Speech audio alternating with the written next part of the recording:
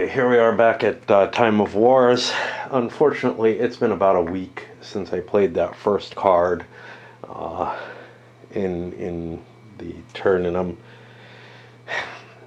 combination of sickness, my addiction, which is probably the biggest factor in play here, but the sickness definitely fit in where I didn't want to come down when I could, so I ended up reading. Didn't get anything useful done, of course, and just the depression of my existence. So we're going to be on the Swedish turn. Oh, and on top of that, the next thing, my next sort of preview, review type thing, I don't know if it's a play test, whatever, it's a weird situation, came through and just got delivered. So, that I came down here and found, I was kind of expecting it because one part of it had already shown up and I'd gotten a warning, but had showed up just down there. So, Anyway, let's get moving with this. I got to make my decision on a Swedish card play. I played,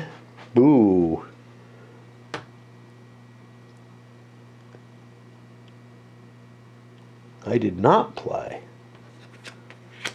Oh, I played the Regency. There's a discard here, which I assume came from buying a mercenary. So at this point, I do not play a card. Now, I'm going to need to track this. It's for 2 impulses. So this is going to be the first of those 2 impulses. Just in case I don't make it beyond one more card play around today. Which is quite possible. And yeah, I'm still sick. It's the first time I've gotten sick like this since I moved back to Oregon. It used to be every couple of years it would happen, although maybe the first time I thought I got COVID may have gotten me just this sick. I don't know. But yeah, in Phoenix these were hitting, and I kind of put it down to the strange flowers there. All right, let me get started. Some details still here. So this kind of sucks because I have good cards, I have my army reforms here. I have this advantageous terrain, which I hate to get rid of, but it's only a 1-point card. It gives a column shift on the combat results table. That's probably not too big a deal. So I'll get rid of that. But yeah, it's not always easy. Seem to only have one special card for the Swedes to make a decision in such a case. I'll move this down. I didn't turn this over. This should be turned over to Charles. Now, this actually puts me in an interesting position because Charles doesn't have a weakened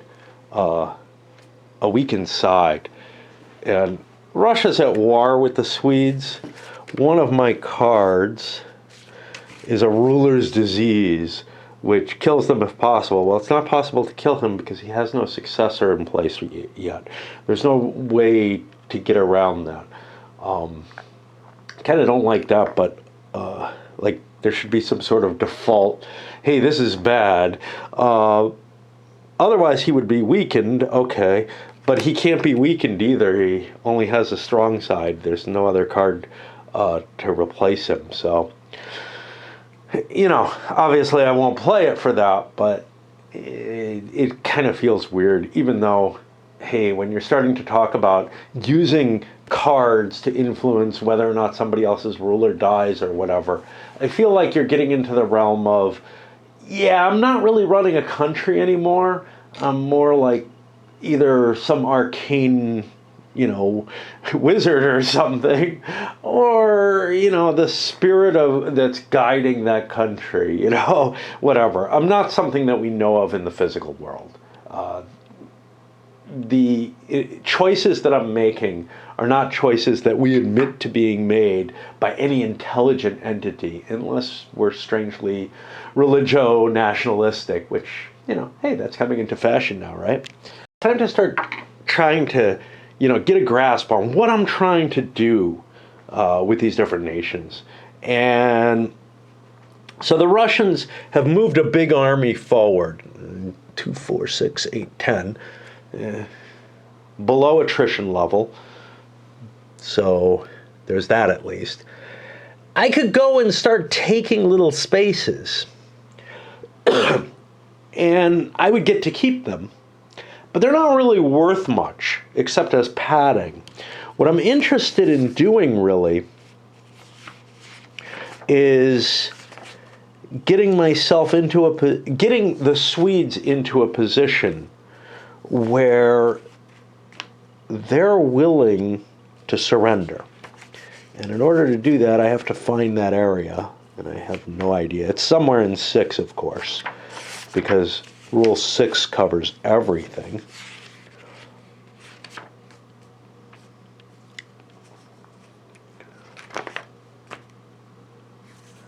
But I don't recall where.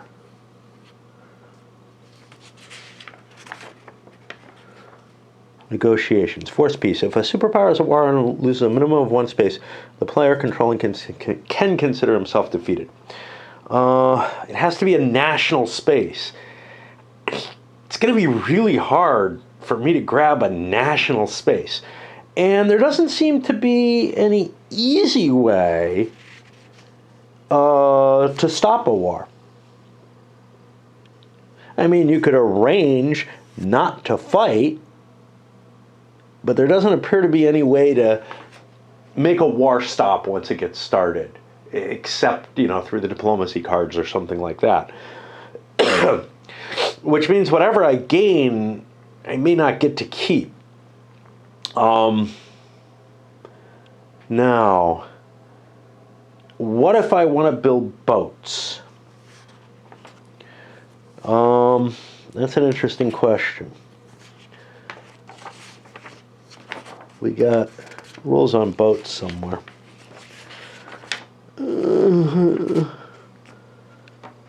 So they cost 2 ops points to build. I don't have any kind of reminder of where I can build them on here. So I got to find kind of in the rules. Remember, these are not the easiest to navigate, and I've been away for a while. But here, we got a sign. Naval units cannot move. They operate on 1C. Okay. Recruitment. Naval unit can be recruited, put to sea where a superpower possesses a minimum 1 national space with a port. Well, I sure the hell don't have that. Exception is Tsardom of Russia. After playing Baltic trade and controlling any port space, this superpower can recruit naval units on the Baltic Sea. So the only way I'm going to get to Sweden to force a peace is with the Baltic trade card, which I do not have. Which leads me kind of to maybe I'm not that interested in fighting, but, and does Charles IX, okay, so Charles IX has a card. There was a special rule about being able to bring leaders into play. I think that's just for Poland, bringing ruler leaders into play.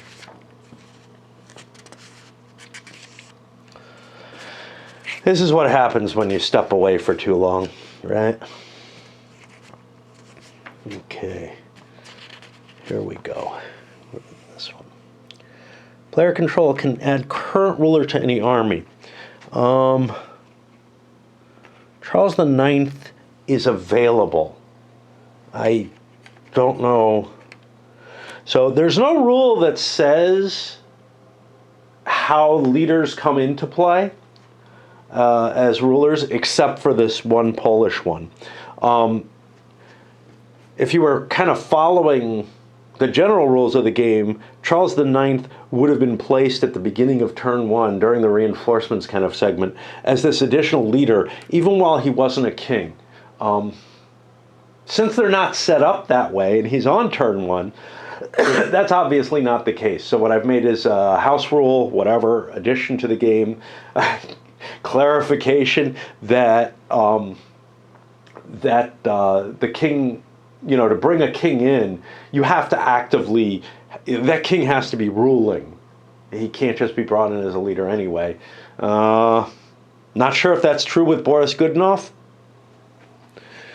There's arguments that could be made. Of course, he's not. Is he on the board already? Is that the thing? Yeah, he starts the game on the board. That's, I'm having trouble. That's him right there. Yeah. So he starts the game as a leader, but can become a ruler.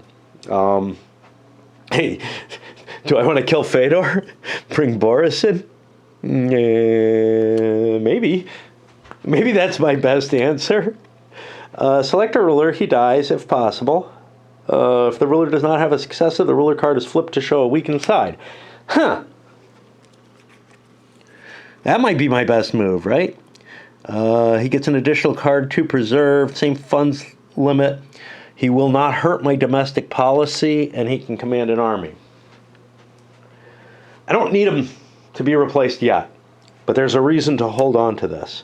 Charles IX, I don't know if he should be on the board. Actually, during the Swedish turn, I think they should have brought him in last time. In which case, I mean, do I want to bring him in with the same army? I guess. In order to not have to fiddle around with moving the things too much, I'm going to put this leader in with his army for preserving space as well. But in order to not fiddle with the bases, I gave him letter B instead of swapping him in for A. This was not a king. I got to be careful. I don't have a lot of space here. So, yeah. But Charles is a better leader, so I will use him as my leader for now. And that should have probably happened when I had the ascension. I'm not sure. I didn't find anything on that. And this is how, it's like I have to figure out what the rules have to be, because they aren't explicit about a lot of stuff. And that is problematic. So I'm going to hold off on this for the Russians.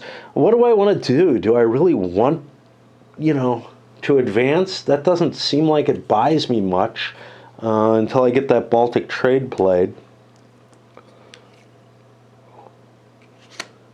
Provocation, choose a superpower. You get a casus belli in relation to it. Well, I don't have declaration of war or diplomacy, so that won't do me any good. Yeah, I think what I'm going to do is I'm going to play a 2+. That gets me 2 points and a plus, which allows me to throw another card on, which I may not want to do. Well, screw that, man. I'm going to do exploration and colonization of Asia, right? If I play this as operational points, move your economy marker 2 boxes to the right. Oh, that's kind of nice, though. And these are points that I can gather later in the game. Okay. Yeah, I'll hold on to that. I'll play the provocation. That's a 2+. The question is, do I want to play something like this to add, to my capabilities? And I think the answer is no, because I'm not in a hurry to get a lot of operations points in play all at once. So what the hell can I do with 2 points? Good question. Let's see. I could take some territory. That's about it. Okay. But I'm gonna use. Okay, I'm gonna grab some territory. Why not? We want to get a port. We take this away from the Swedes. Now it is Protestant, I guess, right now. Which means I get it as not Protestant. Okay, and that is Narva. That's where St. Petersburg is going to be, I think. I look for somewhere. Now, that's in the pink zone. Where's Narva? Okay, it's not in there. It's in the salmon zone.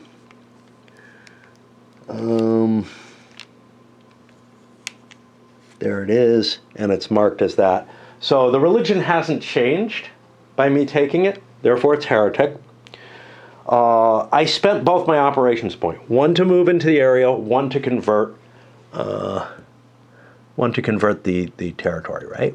Control of a city is 1 point. Okay. Now I have a plus. What would I like to improve?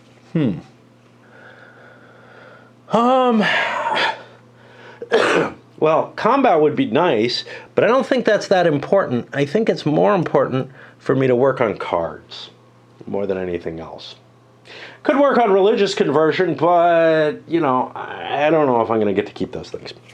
And I'm going to call that my Russian turn, which means I put all this stuff back away. All right.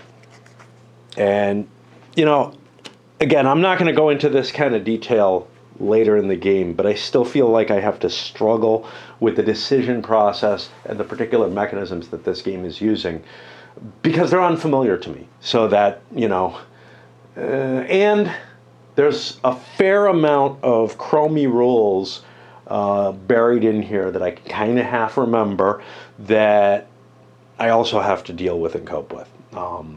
More so by far than Here I Stand or Sword of Rome. Both of which, you know, maybe had a special thing for each country. It was usually linked to their special card. I'm thinking more Sword of Rome there than Here I Stand. And then I do remember Virgin Queen had a whole bunch of complexity baked into it, but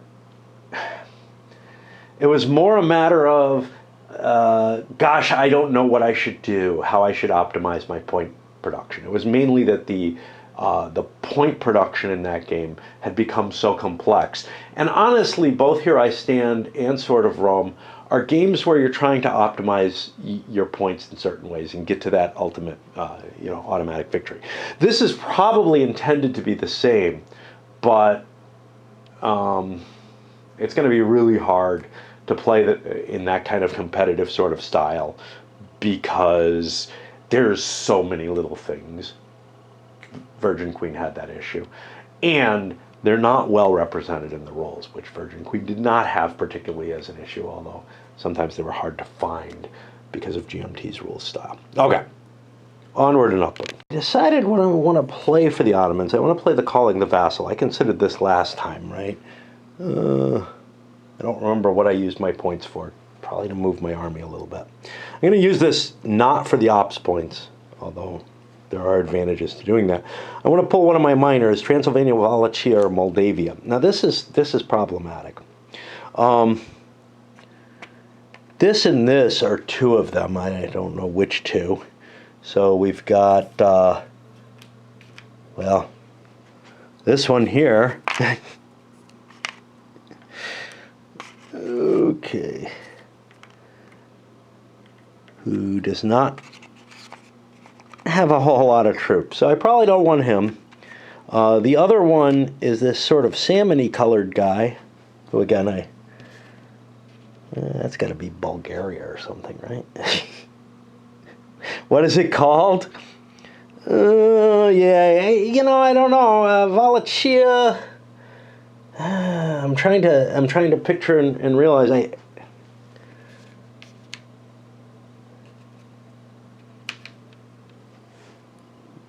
got this imagery issue where I'm trying to remember Wallachia. You know, I've got my empires of the Middle Ages map in mind, and I can kind of picture where it is, and it's nowhere near Istanbul. It's not as close as either of these.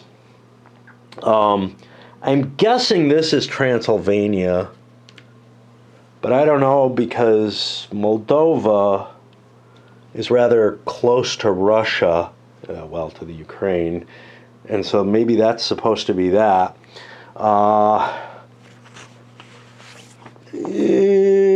Do we have a way of telling? No, not from there, but we do here, right? Moldova is Yase. That's here, okay. Wallachia is Bucharest, and Transylvania is up here at Nagisezim. Now, here's the issue. I think I got the color right here, right? Looks like it.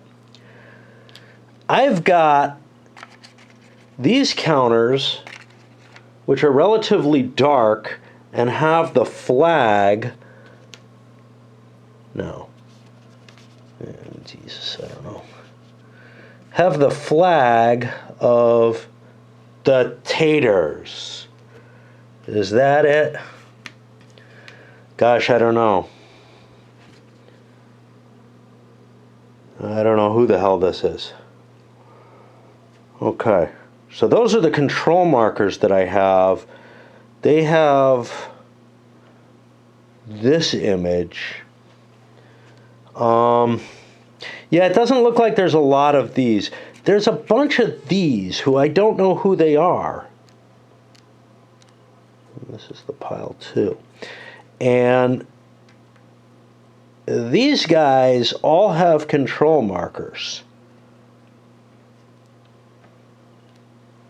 Control markers with a flag on them, which is not any of these flags. Now, these two have... And so I don't think these dark guys, whoever they are the Transylvanians. Which puts me to these kind of light purple guys who are not the same color as the Ottomans, and they're not the same color, although I don't know, if you flip them over, they start to get even more similar. Yep. Don't know which one goes where. These guys are without a flag then. They should have a kind of bullish flag on them. And they don't. And I don't know what's going on with this. I don't know who that's supposed to be. Maybe some other scenario will give me an indication. Those are Cossacks. Okay. Those are Cossacks. But what that means to me is these Yasi people, who are the Moldovans, I guess can't actually expand. Oh, wait. Is this them? No, that's my normal Turks. Because I do not see a flag for them. But there are these guys. Who are these? Are these them?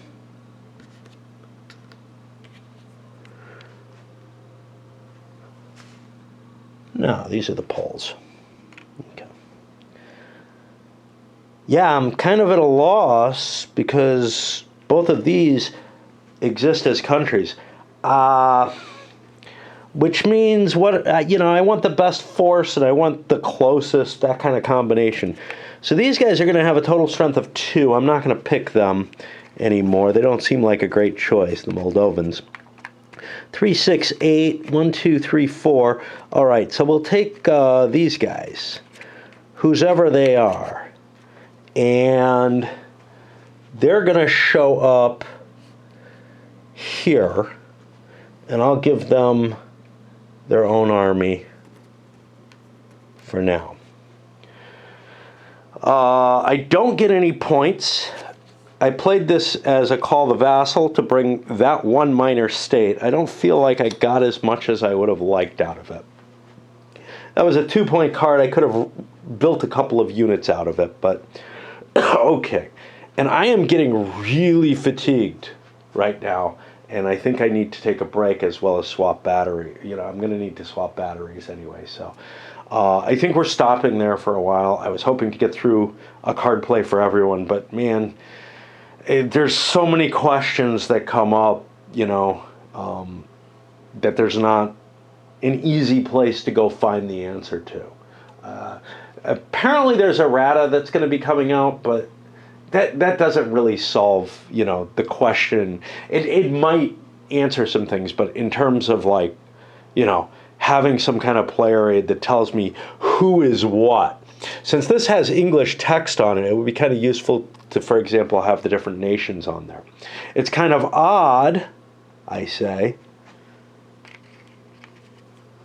that the Tartars who can be, or I'm sorry, the Cossacks who can conquer territory don't exist on the diplomacy chart, but they have something kind of weird with them. Like, they're able to be used as control markers by someone else.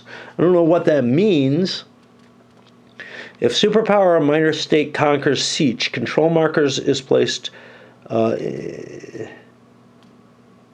somewhere. There's something that allows you to use the, I just don't want to cope anymore. Somewhere there's something that tells you can use the control markers for the Cossacks if you conquer territories. But I don't know what that means. And I wish I could find it to show my confusion, but I'm not sure I have the willpower to face it. Like, I'm just not. Okay. The Polish-Lithuanians don't have to pay anymore because they paid their registered, I think.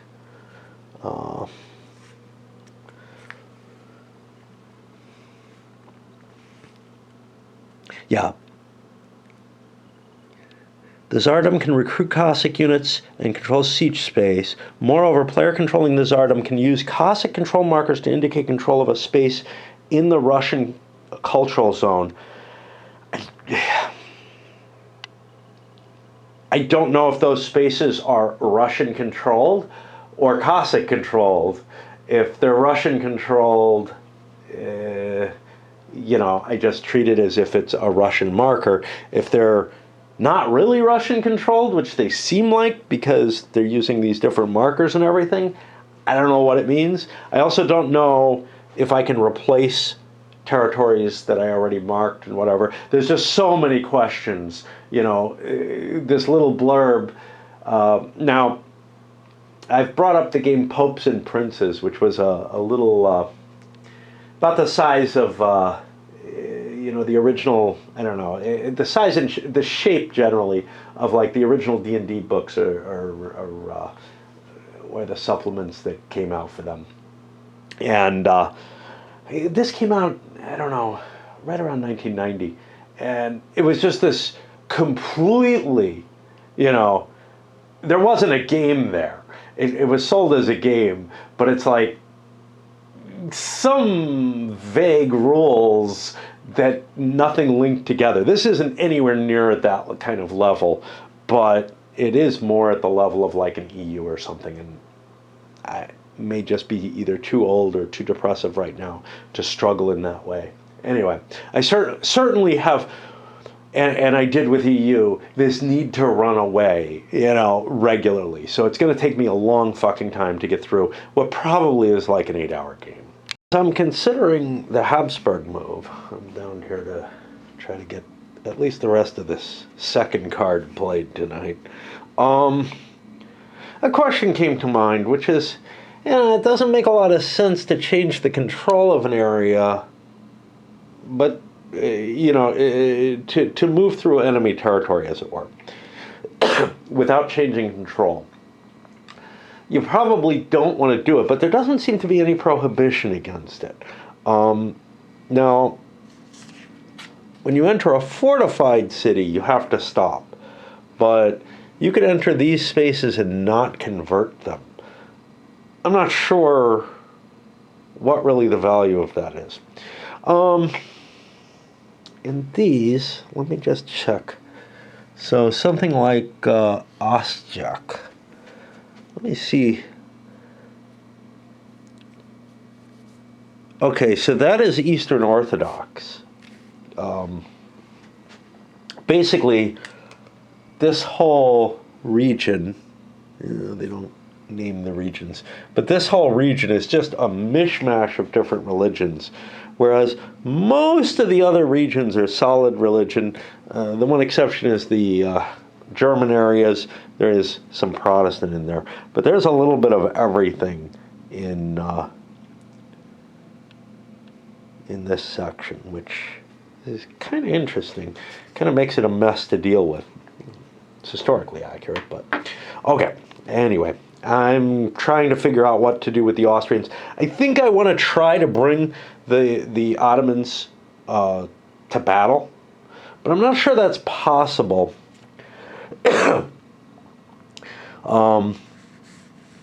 Because you're always allowed to withdraw. If a hostile army moves into a space occupied by an inactive player army, that army can withdraw before battle resolution. And there is a potential loss if your cav, if there's a cav advantage. So it's number of units. So there are 3 Austrian cav and only 2 Ottoman cav. But that's not going to cause a loss. So the Ottomans can fall back as much as they like.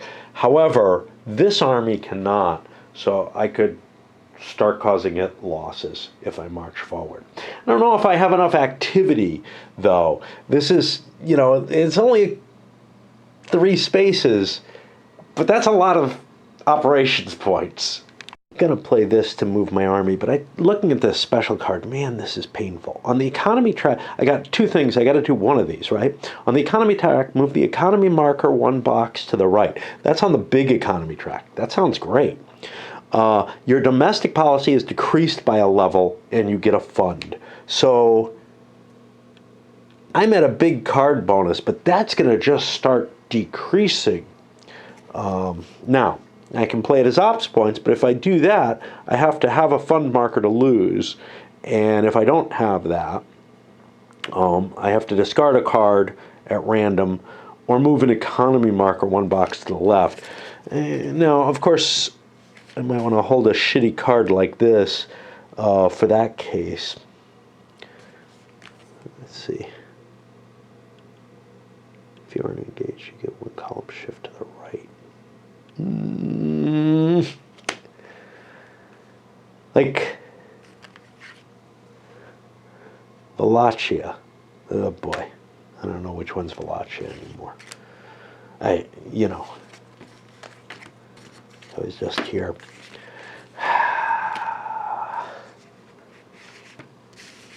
Let's see which flag is Wallachia. Bucharest, that's down here. So what this card would do is Wallachia breaks its subjugation.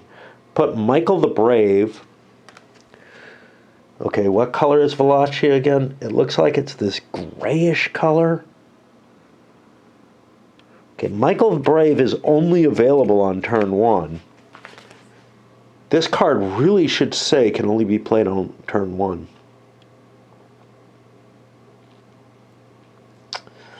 Place Michael the Brave with all Wallachian units in Bucharest.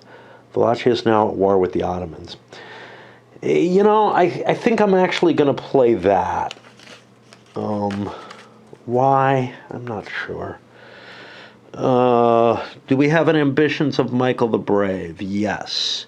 So we put that on the board. Wallachia breaks its vassalage.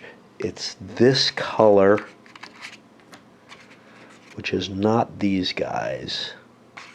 Let's put them over with Mansfeld for now.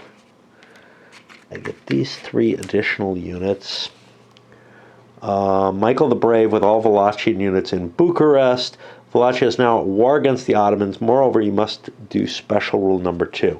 So over here, Wallachia is this. It changes to, I don't know where, I don't want to mix these in.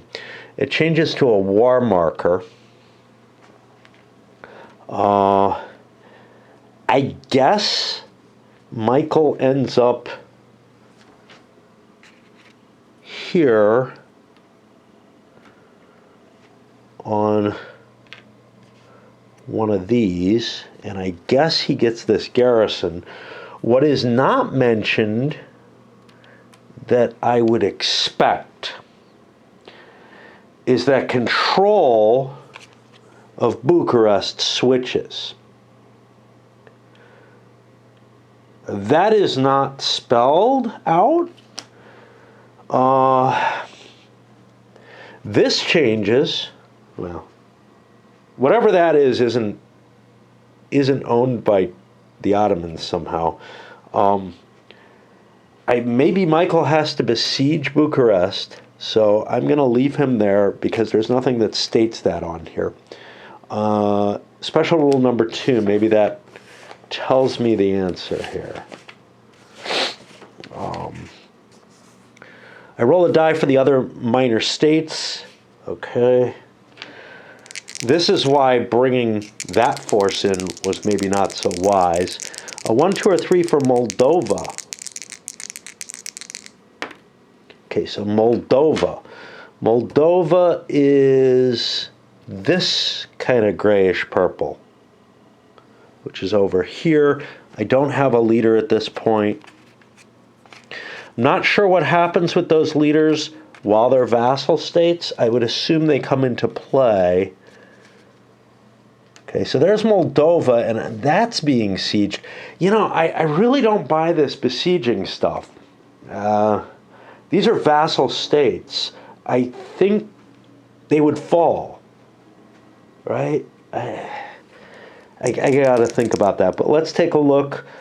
Transylvania is a 1 or a 2. Oh, so these become an alliance with the Holy Rolling Empire. But this one does not, which is interesting. So we just took this one, and this becomes, I guess, another war. I don't know if it says that. Well, it doesn't say that, but the fact that the empire's at war, I think, does bring them in automatically. See, the thing is, things like the capital changing sides and whether or not breaking the vassalage puts you at war, these things are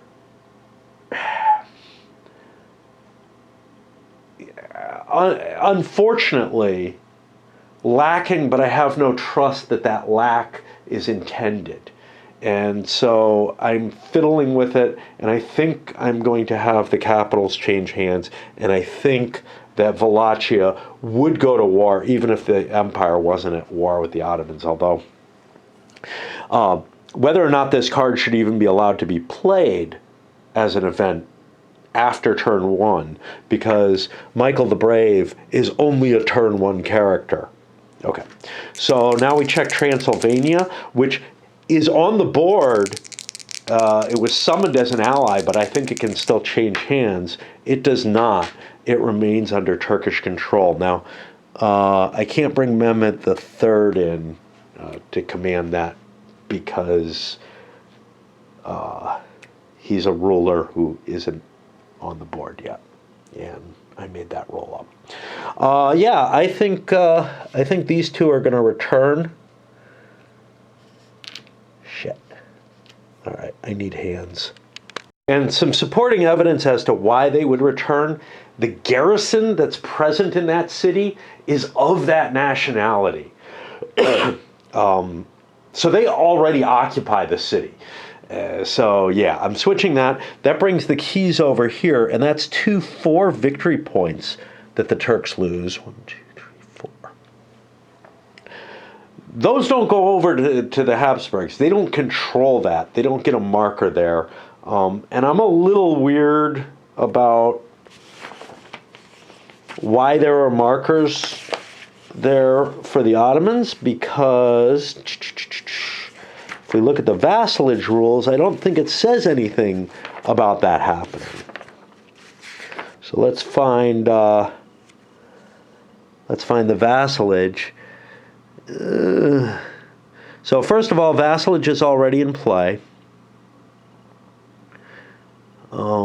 But it does say that they put their control markers in these places. So I guess if vassalage happens again, the control markers will go back. But I don't think a mere alliance gives the Habsburg's a control marker. This card is gone from play. I don't see any lasting effect for it. I wasn't actually expecting there to be a counter for it. I'm gonna drop it over here in the box, unlike this one, which has a continuing effect. So that is the Habsburg action on this second round. Let's go to the Poles. Also going to play an event. They're going to play the Union of Brest. That has 2 markers. One goes here, and one goes somewhere else. Well, I got that marker there. Geez, I don't know. I feel like I have 3 markers for the Union of Brest. I'll just put it there. So this can only be played, from what I can tell, it occurs when the ruler of Polish-Lithuanian Commonwealth is Sigismund. Flip 1 control marker located in the Russian cultural zone. To dominant religion side, you can convert spaces controlled by the Polish-Lithuanian Commonwealth where heresy is. I assume I couldn't do that before. I don't remember there being an exception. Like, this is again one of those, wow, if you don't have this card, even if it is in the rules, how are you going to remember, you know?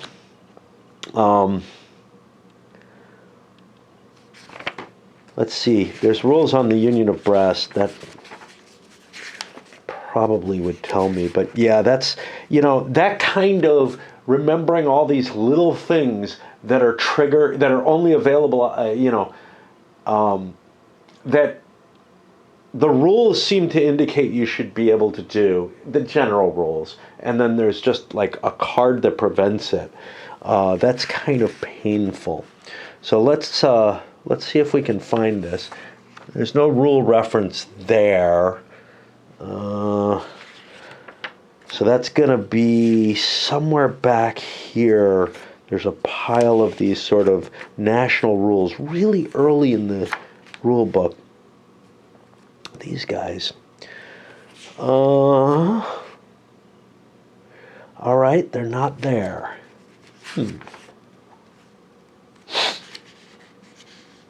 Okay. The next possibility would be the weird place under cards where religion is placed. Wait, here we have religious unrest. Conversion of heresy spaces. I don't see the Union of Brest mentioned in there very quickly. I don't see an exception. Yeah, this is really fucking weird. Like the heresy, I don't see anything about the Union of Brest there. Did I complain about this already? Okay, I am not seeing it anywhere. It should be in the victory section at the very least. There should be some discussion. Yeah,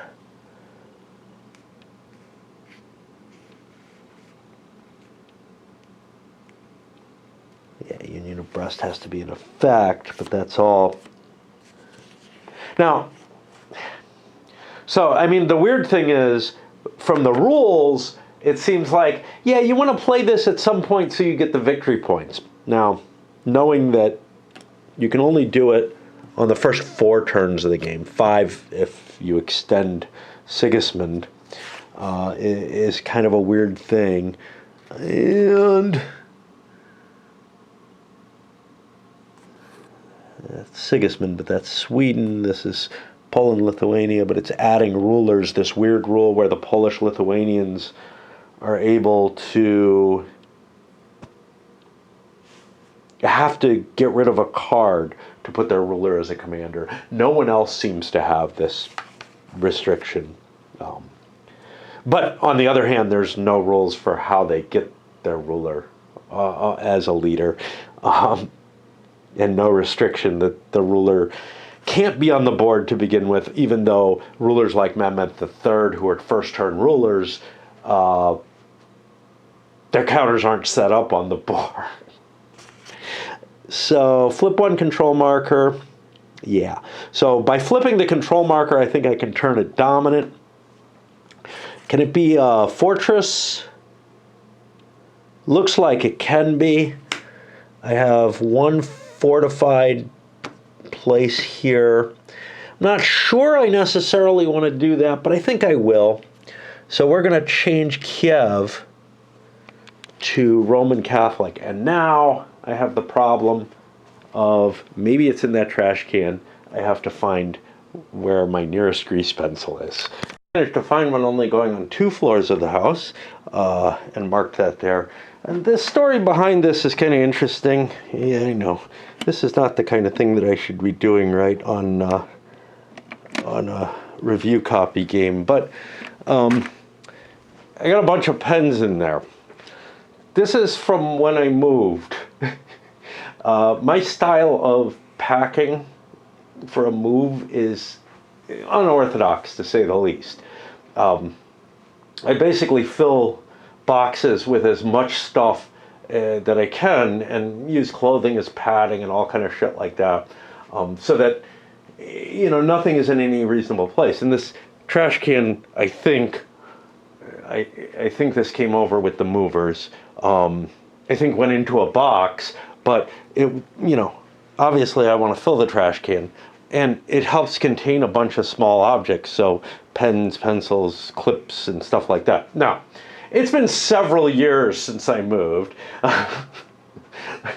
and this is not the only trash can. I have a couple of other boxes, not these guys, those are, I think, empty boxes that I haven't decided what I'm up to with, but I have another trash can up in the loft that's filled with binders. You know, it's like these are useful things, and when I find a trash can in the garbage, I take it, and I don't use it to store pens in, but I don't have a really clear idea of where I should move all these to, and I don't actually need a trash can. I have my, you know, big garbage bins outside that I throw whatever I need to fairly easily away. And the one up in the loft, well, I just drop things over the railing and pick them up afterwards. Because, you know, I mean, these kind of things are just waste paper baskets. They're not, you know, I don't have a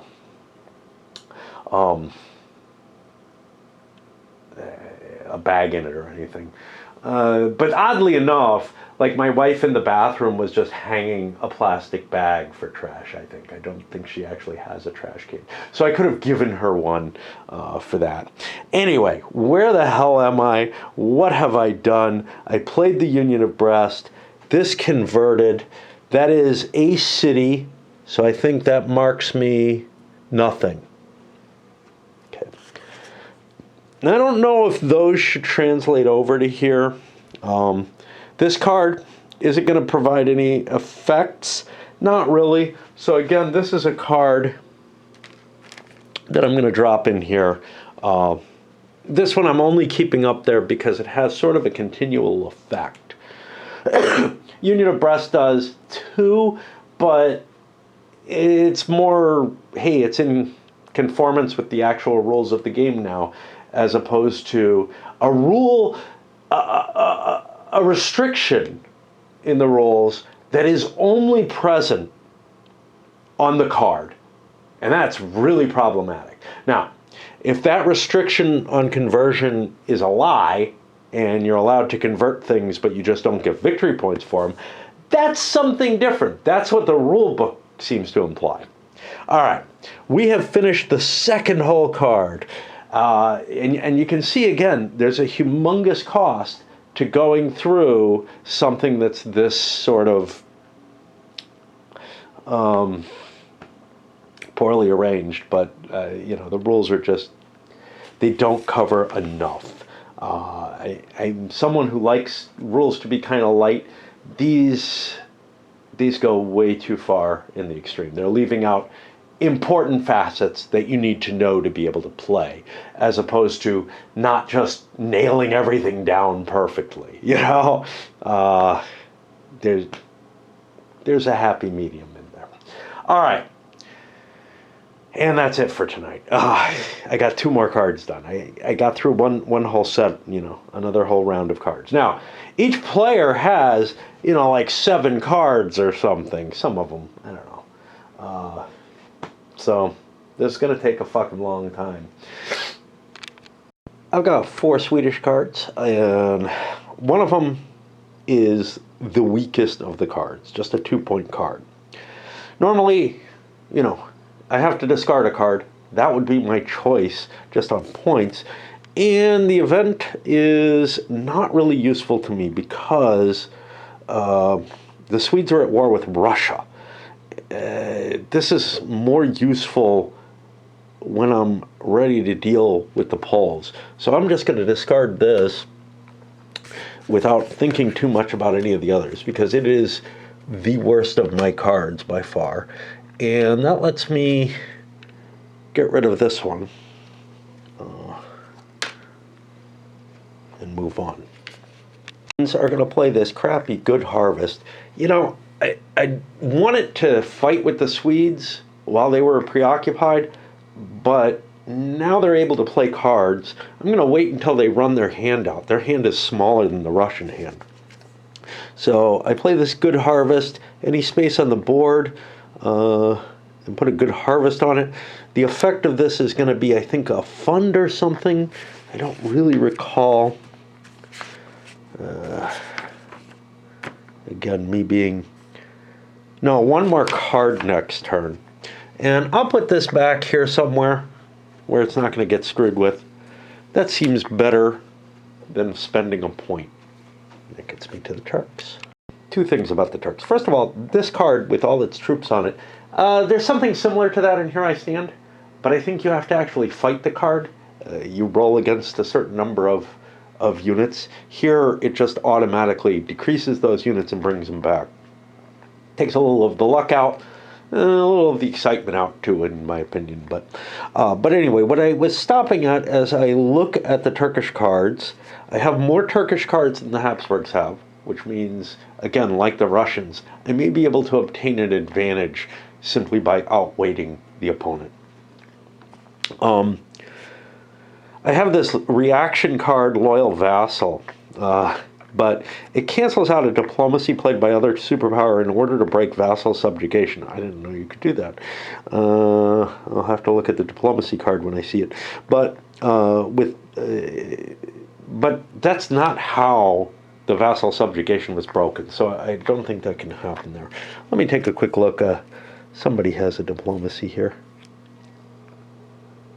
Yes, it is specified. I just wanted to make sure, because what's not on the cards becomes a burden to remember. And we've got some cases of that. But what's not on the card, so there's this weird sort of balancing act you have to take. So there's things that are not on the cards, but you have to know about, or that are on the cards, but you have to know about the cards having this threat. In this case, I don't mind. This is a threat that, like, yeah, you shouldn't really know what all the events necessarily do, right? But in some cases, you absolutely have to know something. So, like the Union of Brest thing, where maybe I couldn't have converted spaces until I got that. The rules don't seem to imply that, but this does. Anyway, I'm trying to puzzle. I have a lot of cards in my hand. The game gets easier each turn as the hand reduces in size, and you're forced into very few choices. And that's the same with the other CDGs. A painful set of choices here. I'd like to go fight Michael, although he's better than I am, because he has a very small force. I feel like the Habsburgs outnumber me and are going to be more of a problem. Now that I've got this in the back side, I feel like I have to deal with it. Well, and this too possibly. How do I want to deal with it is really the question. So I have auxiliary troops here that are not really enough to cope with it. So I think what I'm going to do is make a 2 movement and try to force a battle. This will be the first battle in the game, I think. This could be useful. Loyal vassal, I've already, all the vassals have kind of been dealt with. I'm counting that the subjugation is not going to go away. I don't know what happens if the Habsburgs play their diplomacy on this, break the subjugation, but those troops came into play through calling the vassals over there. I really don't know what happens. And that's a very likely occurrence, actually, on the next player's turn. Anyway, I'm going to play this as movement, and I'll move here. I'm not going to convert it. There doesn't seem to be any requirement I do that. I move to here, and now it's time to reread the combat rules and see what happens. Now, I know that I'm going to keep these around because there's combat cards in there. I know that there's an opportunity to just withdraw, but not sure that's the wisest move. There's friendly territory here, which is probably... Well, let's take a look. The battle rules are in section 6, indeed in 6.9, which is the everything to do with playing cards, which just feels really, really weird to me. Okay, now I could have tried to intercept. Didn't realize that, but I wouldn't want to. Now I could try to withdraw. It has to be into a space controlled by the superpower or its ally. There isn't any restriction against withdrawing into a space that the enemy moved from. And this is why, one reason why I would think maybe you are supposed to have to convert spaces, but, I don't know. I mean, converting is a lot of effort, and marching through enemy territory happened, certainly if you look at like a little later than this, Charles XII just marched around through stuff without trying to control it. So I don't think control is necessary, but what it means is, hey, they're not able to block me from getting away. So I think I may want to do that, unless I have some kind of amazing combat reaction that makes this possible. I have optimism, gives me a column shift. That doesn't sound very powerful. So we look at the withdrawal. Okay. The question here is how much is open for view. Nothing says things are hidden, so I'm assuming that I can look at how many cav the Ottomans have. They have 2, whereas Michael there has 2 as well. So he can get away freely. I'm allowed to leave a garrison in place when I do that, and I'll withdraw back to there, getting me out of range. Now, let me make sure that there's no difficult march is a movement. This is not a movement. This is a withdrawal. I really don't think the Ottomans have anything they can do about that. So now we come to the big question, which I raised before. It is the Habsburg turn. Can they devassalize, whatever that is? I think that's Transylvania, maybe? I don't know. Can't remember. Can't remember the countries. Transylvania, yeah. Neg has been, I can't even think to pronounce it.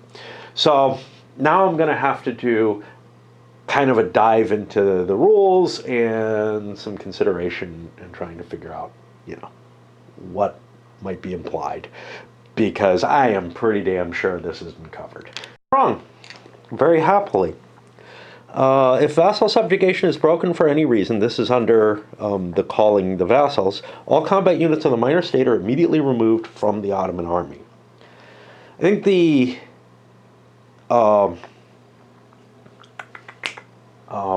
garrison would remain. I'm not sure. You know, it is not a part of the army right now, which is an argument in favor of that, but, you know, why would you dissolve the garrison? Well, I don't know. There are arguments that could go either way. The fact that it's not actually part of the army is good enough for me. So we're going to play a diplomacy card in order to knock that out. I don't know how valuable that is. You know, Michael probably could have dealt with it. And he can be attacked now. But that's going to get rid of this vassalization marker. That's 3 of them down. Diplomacy is discarded. Fairly easy to do. And this goes away. And these go back from whence they came.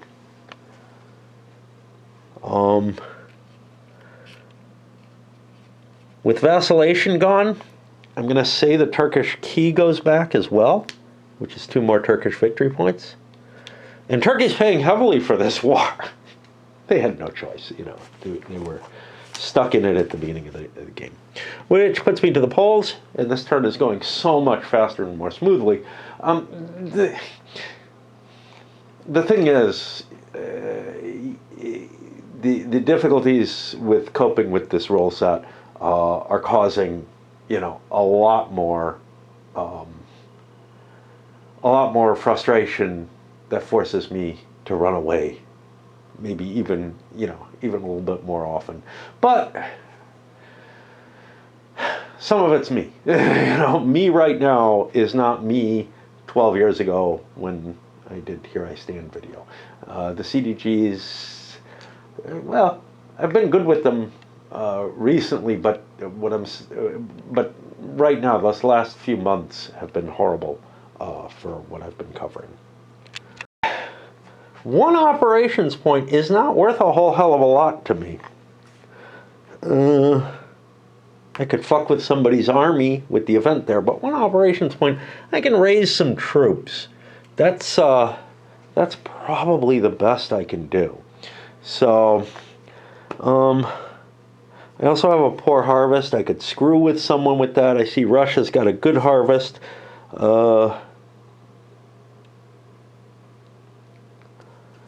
So I'm going to balance that out with a poor harvest. It's really, really hard to justify, hey, what do I want to do with this? And a poor harvest, well, I'll put that back here. And, how come, oh, I played one down there, that must have been it. Does that make sense? Got 1 card there. I got 1 up there. Okay. I'm just making sure. I'm like, why is there no discard pile for them? So that'll get me to turn 4. And I feel pretty impressed with how quickly I ran through those. Not impressed enough to stick around and do another turn right away. But, you know, here's the thing. If I'm able to come here and play this as breaks in my addiction, it will get moved along much more quickly than if I'm dreading it and, you know, feel like, which I was before this turn, and feel like I have to, you know, really throw way more effort than I want to. So this is kind of cool. Even though, you know, I'm kind of more psyched for the game and feel the draw coming down, I'm playing this Raid Shadows Legends. That's my addiction. It's horrible, but it really is this humongous time sink. I don't like having to play this now, but it's obvious Russia didn't take advantage of me being free, as it were. So I'm going to play this for its army reform capability. I get a big army unit. I have to put it in national territory, so I don't know. I'll throw it there. I could put an army down for it. I can't put it over in Finland. I could move it, but it's tiny, and moving tiny forces doesn't make a lot of sense. There's no trivial cheap way. Now, I also get a military by one level, which is the big deal, because if I don't play this, if I play this for ops points, I lose 2 levels on the military DP, which honestly wouldn't hurt me right now. So I was prepared to do that. Well, I don't know. I know the economic ones do hurt. So now I'm down to 1 column left as the Swedish army starts reforming. I'm going to turn that this way so I remember to pull it out. I got to keep it in the discards for that. And that drops me to the Ruskies. And I failed to hit the stop button. They're going to hold their reaction surprise maneuver in case they need it. It looks like the Swedes aren't coming at them. Great. I'm going to play this one-time event. Still holding off on the sort of big decisions, my big cards, etc. I don't know if this one has one. I don't see one. Oddly enough. But it doesn't have any long-lasting effect. Increase your domestic policy by 1 level. Move your economy marker 1 box to the left. So my domestic policy is the cards. That increases.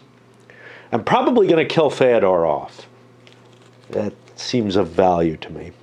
And economy goes 1 box to the left, which gives me a -1 victory point.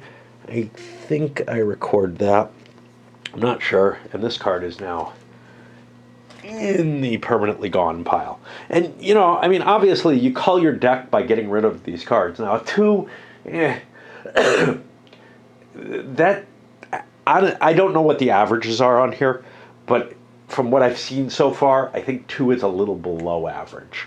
If they're 1 through 3, you would think 2 is probably right in the middle, but it looks like there's more 2s and 3s than there are 1s, which is good because 1s are fucking, you know, pretty damn useless.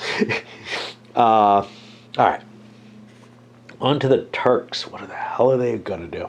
One of the things that I found, and this applies to Here I Stand, and it applies to sort of Rome as well as this, is this sort of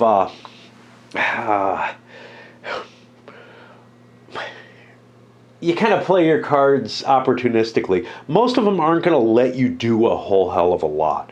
Now, as you get more and more used to playing any particular game, you start to realize and develop a real strategy that you're going to follow. Right now, I have no idea what that strategy is like for this game. You know, it took me a couple of plays of, you know, each of them to kind of get some kind of strong feel. And this one has more going on in it than either of them. Now, again, Virgin Queen also has more going on. And, you know, that more going on made it clear that I wasn't going to catch it quickly. This one I might catch more quickly. This doesn't have as much going on as that. It just has, the rules are more difficult to process because reasons. Turks, I have these guys that I kind of like to hold off on playing the special cards because playing them for ops points has a negative impact, you know? Although maybe the Crimean Tatars, tater tots.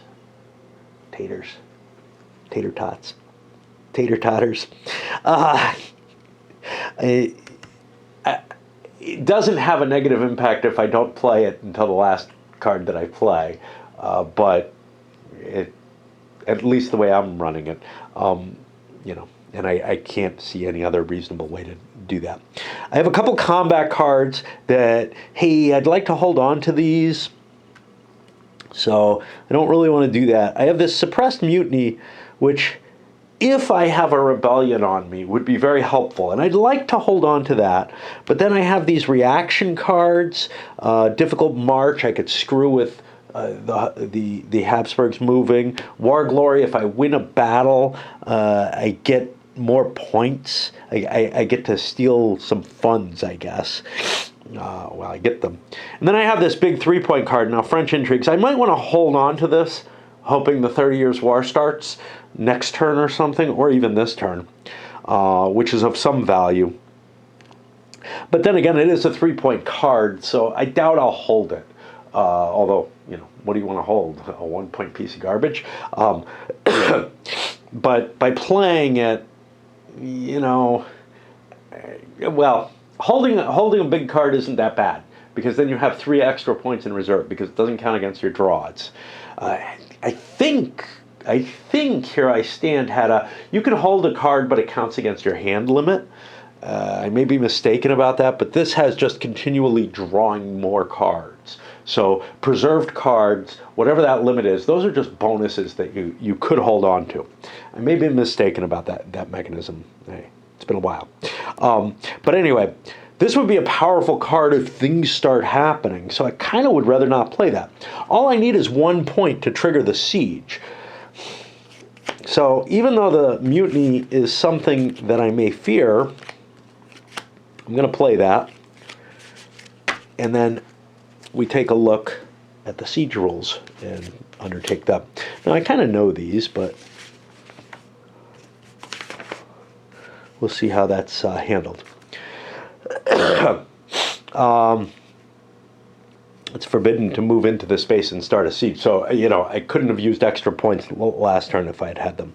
Now, that 3-point card, I could spend a point of it on the siege and the 2 other points to do other things, which is not a bad concept. It's just, it's my biggest free card that I have available to me. So I kind of want to keep it as a reactive card, especially while my enemy has cards still. Okay. So what happens? I roll 2d6 and compare it to the command rating. I have a crappy command rating of 2. Now, if I could have killed Murad, I would have Mehmed, who probably has a better command rating. Yeah, he has a 3. But here I have what? Just like, yeah, a Pasha who's probably my vizier or something. All right. So I roll a 6 and a 3. Those are both above 2, so they don't get any kind of bonus. But now I have a 9. Oh, let's just see if the Austrians have something reactive that they'd want to play for this. This is for battle, not siege. And this is not. Okay. I got to get in the habit of checking things beforehand. Okay. So I got a 6 and a 3. Oh, I'm sorry. I was thinking the battle rules there. I'm not used to the siege rules. Okay, so the results are not equal or lower, which means both are higher than the command rating. The garrison doesn't take any losses, and the besieging army takes a loss. Not a good result. I'm not good at this. This is problematic, actually. I'll take it on one of my cav.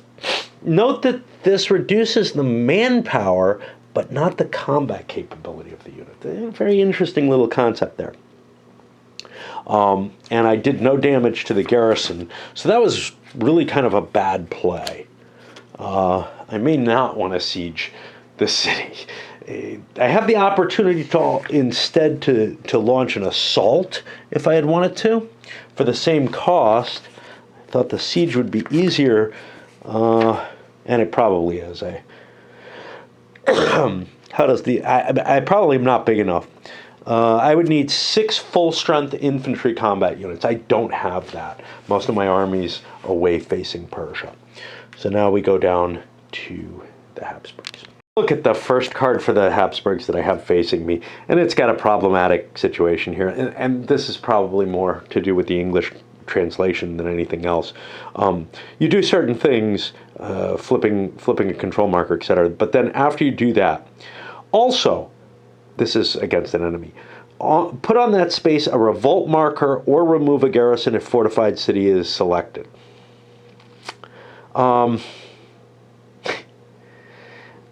I think there should be a comma there to segment you, and so you would be putting on what does it say here? Select any one national space controlled by another superpower. Well, this isn't going to do anything. I think a revolt will happen if it's a normal city, and if it's a fortified city, the garrison's removed. But there might not be a garrison there, so I don't know if those can go in revolt or not.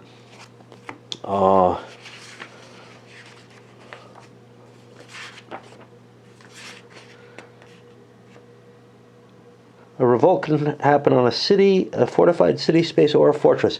So this is kind of bothersome because if you choose, so only, this may be,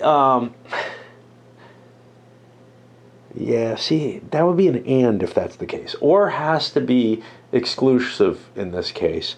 You put on the space a revolt marker, or remove a garrison if fortified city is selected. But what's weird here is if you pick a what are these? A fortress rather than a fortified city, you can't remove the garrison, and I think it goes into revolt. And if you pick a fortified city, I don't think a revolt can happen, but if there's a garrison there, you can remove it. Anyway, you know, these are, you got to try to decipher them. And then you got to wonder, is that what they really meant anyway? You know? Habsburgs have less cards than the Ottomans, so I'm a little afraid I don't want to move up and engage them particularly. I'm going to play the Towards Absolute rule. On the economy track, move the economy marker one box to the right. Yay. Your domestic policy, however, is decreased by a level, which sucks. If I didn't do this, though, I would need to pay a fund marker, or else my economy, well, I could lose a card at random, which is probably better. But I'll just do this, and I'll grab a fund marker, because then I can spend a fund marker next turn on using this for operations points. I'm not really thrilled with how, you know, I feel so bound. I don't have very many cards, don't have very many actions. I'm outgunned in that sense. I've gotten a free pass by throwing his army away, but I don't know how I'm going to end this war successfully. And then to the last player. I also have a War Against Persia card. There's a rule you can't play both two cards of the same event on the same turn, I think. There's something like that. No, that's only in battle. So it would be possible for the Poles to play this. They're not going to. They want the 3-point card, or they'll hold it as a whole card in case they go to war with the Ottomans. But, you know, it would be quite possible for the Ottomans not to have enough force to accomplish one of these war cards, and there's no consequence to that as far as I can tell. I guess you throw what you can in, and you know, just say, yeah, well, I did it. I did as well as I could. Because it's easiest, I'm going to throw my war taxes card for the event, which means bad things don't happen to me. It's basically you're screwed if you play this for points. So, you know, the fact that the Poles have a pretty decent sized hand, well, a couple of their cards are continuously going to suck, and they're just going to be frozen by those unless they take further penalties. I'm going to flip this over to 5, and that is probably it for tonight. You know, I had vague hopes of being able to get through the whole round, but my ability to play for, you know, long periods of time has just vanished over the past year or two. Be potential to hold on to if I thought I was going to win a war against this war against Russia, but I don't think I'm going to. And I have so few cards. Now, I believe I can pass and come back in. So I may just hold that other card for a while until people start looking like they're passing. I'll look that up. But this is a 2+. That means I have 2 points to spend. I don't know what I want to do with that. But I also get the, strangely, only really referred to, I think, in the religious rules. Maybe I'm wrong. No, here. And it is also in the ops thing. Otherwise, it wouldn't make sense. So I can boost one of these, and I'll make that decision first. Now, what am I worried about?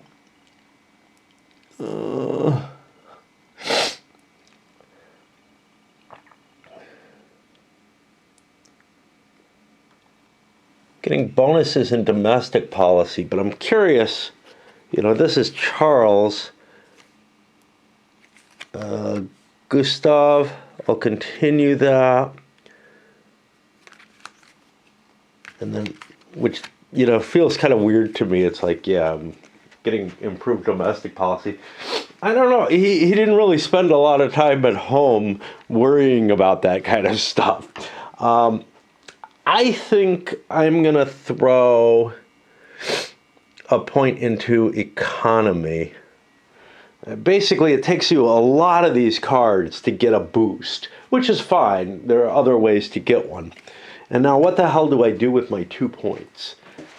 Get this a little out of the way so I can turn more quickly.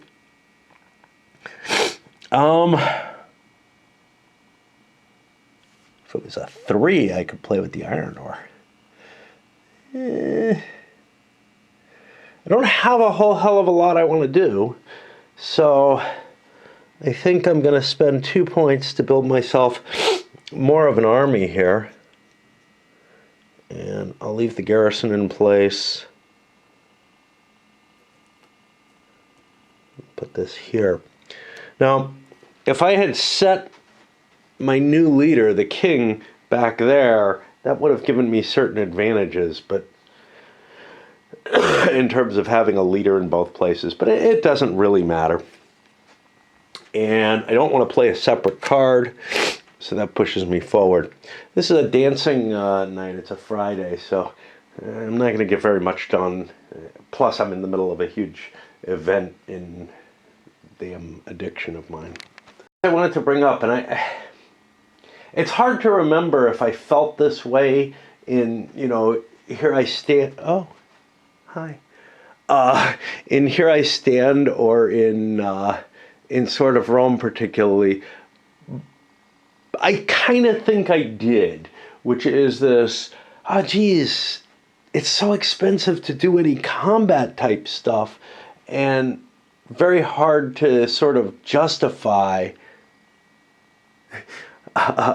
you know, spending your cards on that. Now, there isn't a whole hell of a lot to spend points on for a lot of the countries. You know, the Swedes, a big card can get them a boost there.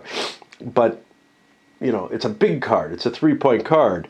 Here I can play around with these things that are important for victory points. And but, you know, if you're using the cards for points rather than for their event, in a lot of cases, especially with the smaller point costs, there's just not much you can do. You can move a space or something like that, you know, which just doesn't seem, you know, all that huge.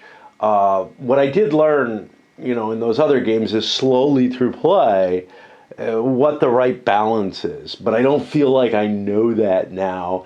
And you know, the temptations of the event side of things is just too high to take things to the military, especially when I consider that, you know, military operations in this period tended to actually damage countries, right?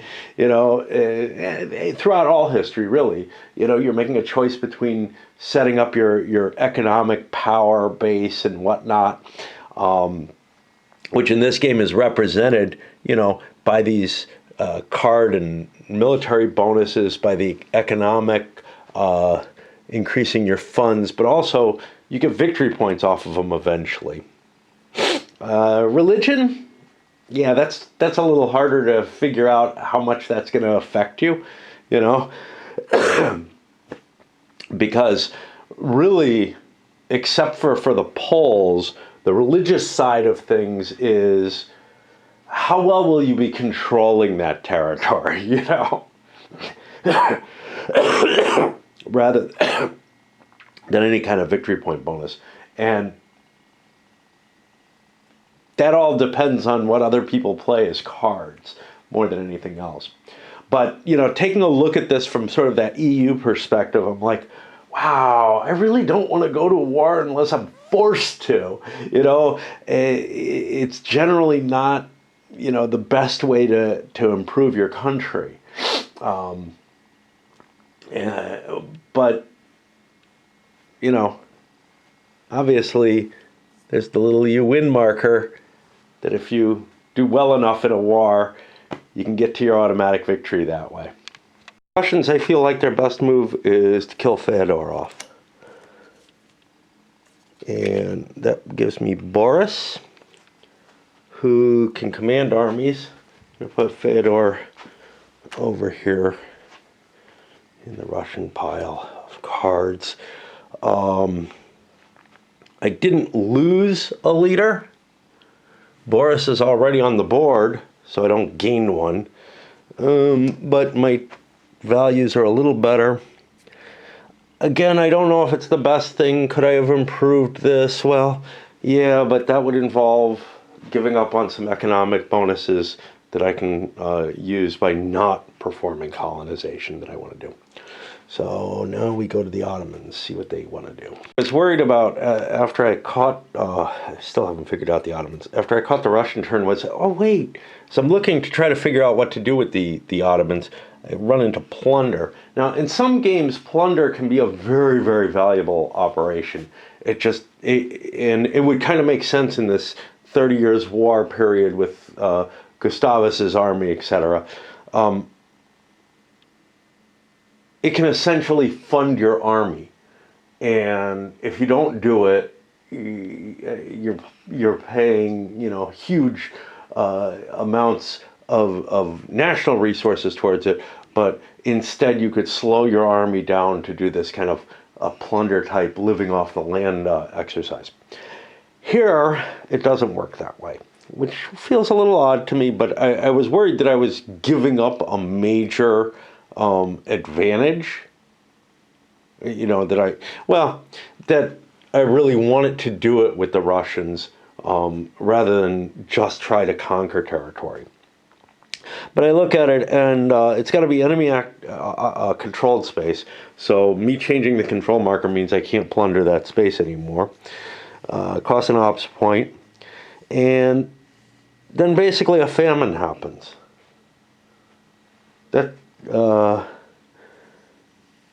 And the superpower who owns the space loses an economic development point. So it's a way of harming the enemy, and then you can keep moving, you know, and change control of the territory if you want after you plunder it.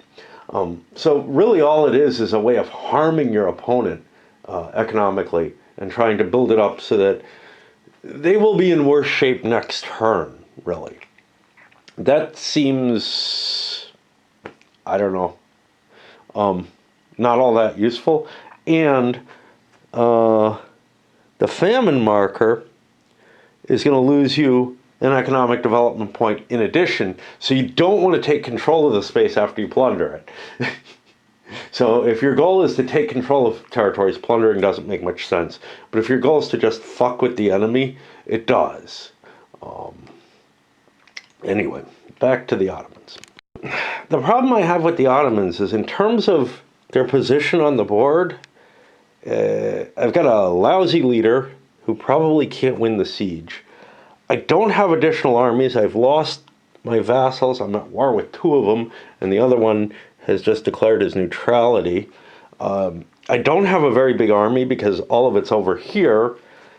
Certainly don't want to go off and engage the Habsburgs at this point. We're actually a little weaker, especially if you include Michael. and I don't have the capacity to pursue this siege effectively.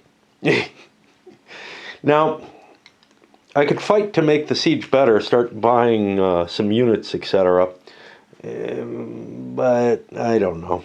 I have a huge hand of cards, though, none of which I can really use to any good effect that I can think of. I could play with Tartars, or Tatars, but I'm going to play the Sultan Grows in Power special card. Domestic policy goes up a whole level.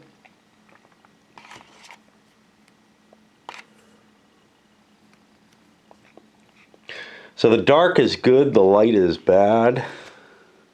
If you play this card as ops points, the ruler of the Ottoman Empire is flipped to his weakened side. See, what I'd really like to do is kill Murad and get Mehmed in play. Sort of like the Russians killed their leader off. I don't have that option. I didn't expect that you'd want to kill your own leaders, particularly. Like, I thought that would be something people are playing against you. It might be when you have a good leader, but when you have a lousy leader, you want to play those events against yourself.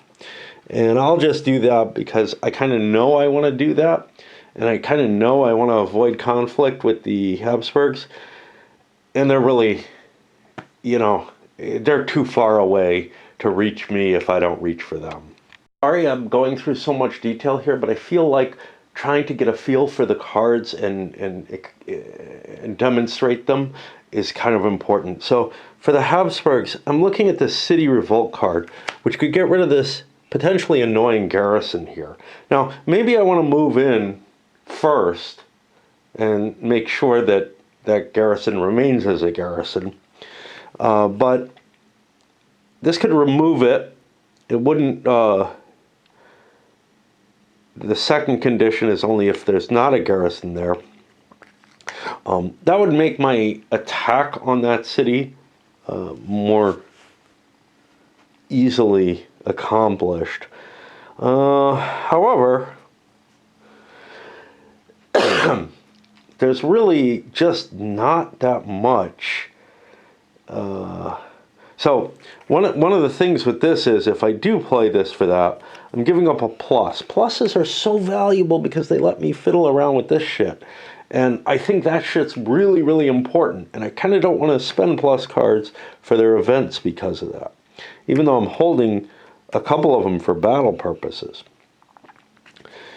So what I want to do is I want to move this unit into there.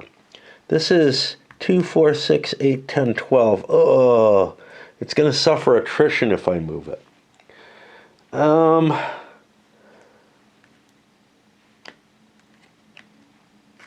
So I'm going to spend my big 3-point card. Do I have a special?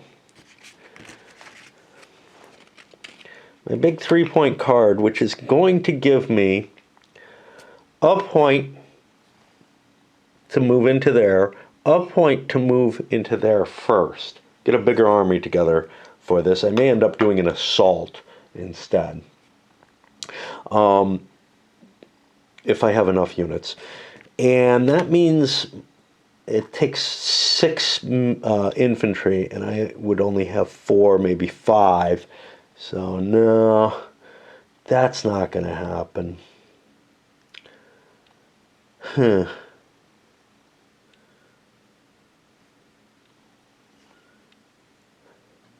right.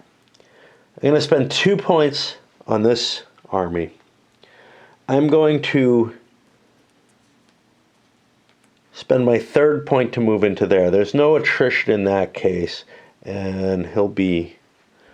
You know what? I'm going to leave him behind. I'm going to move just the forces in. That way he's here able to direct troops in other ways. Now, I've just given up the garrison at Vienna, which may be a mistake, but I don't see anybody attacking me. So I want that extra unit. And that puts me to the Poles, the one country at peace. We're going to take what's essentially a pass and play the Sejm card. I I don't want to hurt my domestic policy. So, and I don't have a fund marker, which would hurt my economy, I think, if I played it. So all this is hey, I play this for the event rather than hurt myself. And that swings me back to the Swedes. And I kind of want to play another one right away, so. But I'm low on tea. I'll come back in a little bit. I didn't think I was going to be as drawn towards it, but I really don't want to be stuck in my fucking chair playing a video game. After another long hiatus, and I really hate that this is, that my addiction and whatever is getting in the way of playing this, because the game deserves more than I'm able to give it. Swedes have one card left, which pretty certain they can keep that. Indeed, they can actually keep 2 cards. I didn't have to play this last one. A plus card with some military capabilities, not a terrible high value. I think I'm going to pass, and I'm going to fold that over. I've played all my required cards, the special cards, and that'll move me forward. That means we're getting close to the end of the turn, but, this is the guy with the least cards who's passing. I wanted to check whether or not if you pass, you can come back in. It doesn't make a difference. I sure don't want to play that card if I... Even if I couldn't come back in, I still don't want to play that card. But it is of some interest in terms of what's going on there. Now, where I'd expect to find this is in Player's Impulses, the 6.9 famous area.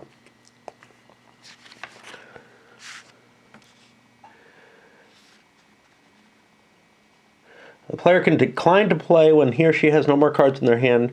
Okay, cards spared in this way. It doesn't say anything that prevents you from getting another chance. Now, the end of Impulses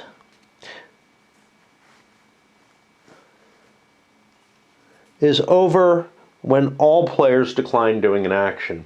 I assume that means sequentially, sort of like an 18xx type situation. But it could just mean, hey, once you've passed out, even if you could come back in, you can't possibly extend the turn, which might not be an unreasonable choice, but it probably comes out to about the same effect. Slightly different, which is to say, let's see. Yeah, so for example, if Sweden passed here, and everybody else passes, well, it doesn't really matter what everybody else does. Everybody else, at least one person does something. So we come back to Sweden. If they play that card, the question is whether or not it extends the turn. I would say yes, just from standard usage from other types of games that allow you to withhold an action, say the 18xx stock round or whatever. But there's kind of an argument to be said that, yeah, you know what, you already passed, you already agreed that the turn could be over, and you're not able to push forward a whole new cycle of events. Yeah, I'm probably going into too much thinking here. That's going to be too hard for me to track, so the hell with that.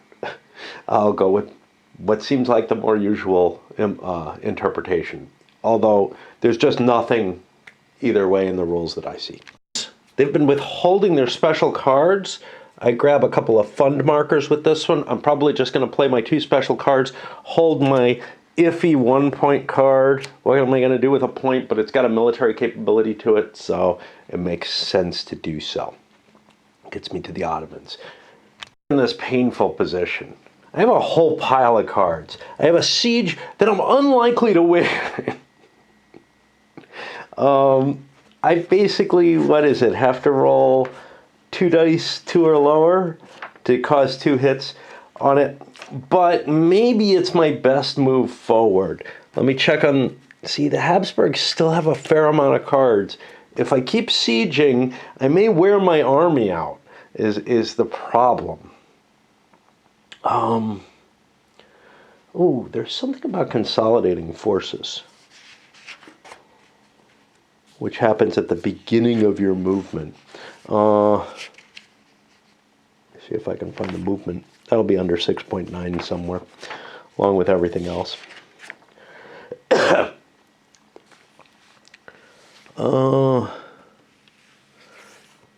All right, I remember something about it, but before movement can combine weakened units into one full-sized unit.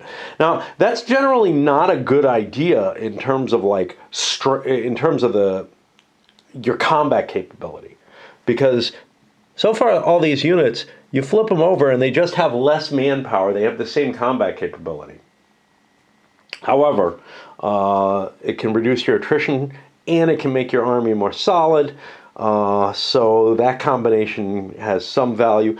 It can regenerate units into your rebuild pile so that you can bring back replacements for them. So it all works out pretty well. I kind of like the fact that units don't decrease. I think they should decrease a little, but this is better than them being, cut proportionally, as far as I'm concerned. But yeah, so I've got this kind of hard decision. Now, as long as I haven't played my Tartars card yet, which I haven't, it means that I could use card points for Tartar invasions, which could give me some victory points. Or I could prosecute this siege. If I don't succeed in prosecuting it, I'm going to be back in Istanbul anyway, which isn't too terrible, but how long do I have this leader for? Just this turn. I'm not going to get Mehmet because I haven't killed my guy. Is it really fair to paw through your future leaders and see how good they're going to be? I'm not going to get a better leader. So I guess I'll continue to attempt to prosecute my siege. Now, prosecuting a siege only costs 1 point. I think I'm not going to be involved in battle. One issue with individual decks is it means that combat cards, once gone, you know they're gone. So if you have a knowledge of what your deck is like in terms of composition, you'll know how many combat advantages you have, and other people could be counting cards and watching you at the same time.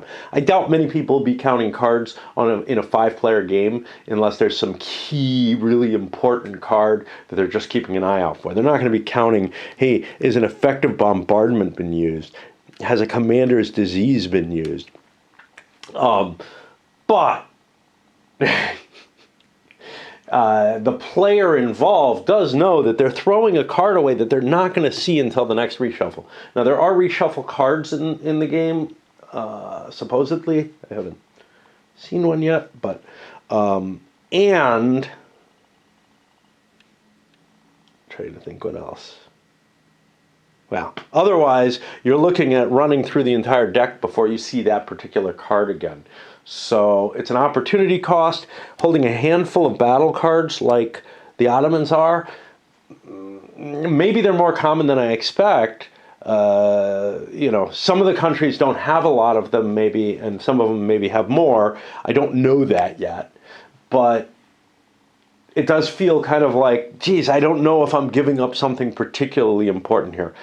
But I have to play this at some point, and if I play it early, well, losing this means I wouldn't be able to use Tatar combat units. Not really allowed to use them anyway, but I'm allowed to throw them into invasions. If we look up the rules on Tatars,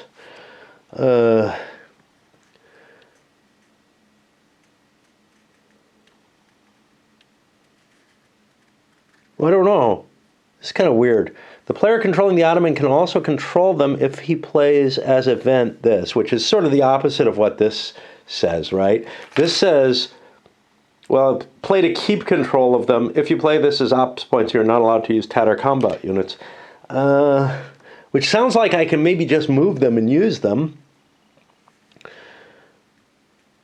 Then we talk about Russians, other powers. So, yeah.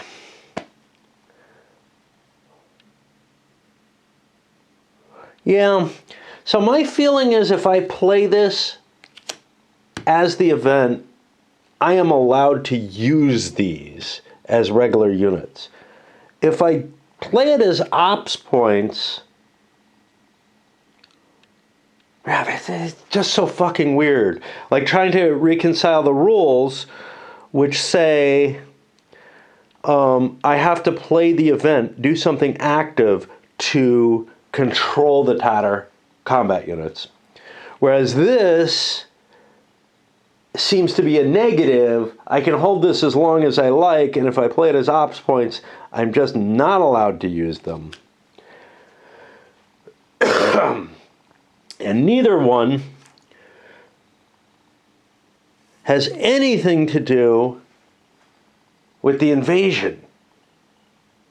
So I'm left with kind of this, how do I reconcile these three different factors? There's three different questions that come up, I think. One, well, there's two interpretations of this, of the way this card works. Is it, I need to play this card to move my tater units, or, and I need to play it as the event, or is it, until I play this card, this is how it's worded here, they're available to me, or, okay, and then I think that's it there, but I'm not absolutely certain. It's hard to kind of formulate this.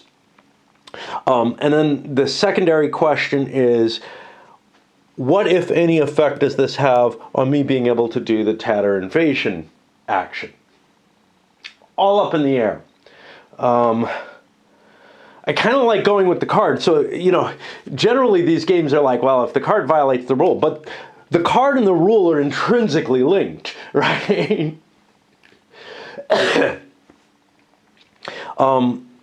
And I will always have the card in my hand. I will always be able to access the rules. So it's not like I can make a decision based on, well, you know, I don't really want to pay attention, you know, I don't want to have to remember the wording of the card when I'm playing otherwise. That doesn't come into play at all.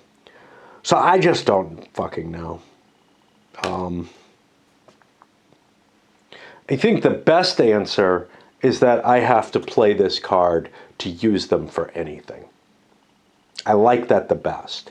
That's what the rules seem to support. That's not what the card seems to support. Anyhow, they're not terribly useful to me unless I want to generate victory points. I think the siege is more interesting to me. I'm going to play one of my little battle cards. I'm allowed to hold one card at the end of the turn, and I'm going to do that siege. I roll 2 dice, and we see what happens. All right, I get hurt. Now, I think I only get hurt once, but maybe I get hurt twice. I only have one hit there, so that's kind of a sign. Gotta find the rules on siege. If the two results are equal or lower,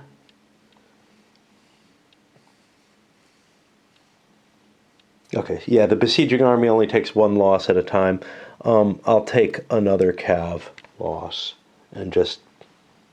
and that's probably what I'm going to be doing for the rest of the turn. Simply, you know, until I either retake it or not, because losing one of those fortress cities, keys, whatever, is a pretty big deal. There's no you lose marker. It's kind of interesting. So like Istanbul has a box and it doesn't get a key marker. It's not counted as a fortified city for the game. And there's a whole bunch of Ottoman territory behind me here. Habsburgs, well, sure, losing Vienna would be huge, but there are other Habsburg domains, Tyrol, whatever, that are falling back here. So the Habsburg wouldn't be out of the game necessarily if they got, wiped out of Vienna. Poland, Russia, conceivably there might be space beyond here of some value. I don't know, how far over are we? I think there's some Russian space behind here still, so there's some off-map territory. So again, losing Moscow might not, along with all the other fortified cities, might not wipe you out completely. But there are a couple of countries that are entirely on the board. The Poles and the Swedes, they don't have anything else to fall back on. And that is, if you lost your capital and everything else, well, you would surrender, right? But it's conceivable, I think, and this is kind of weird. Let's look at the, let's find the diplomacy section. That can't be 6.9. It's under 6, though, of course. 6.5. There we go.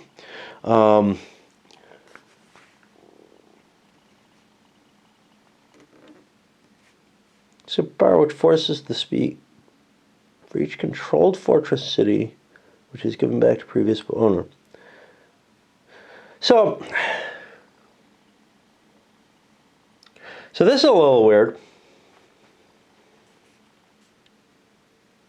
Okay, now, every city given back also gives you funds markers. Now, what if you don't have a fund marker?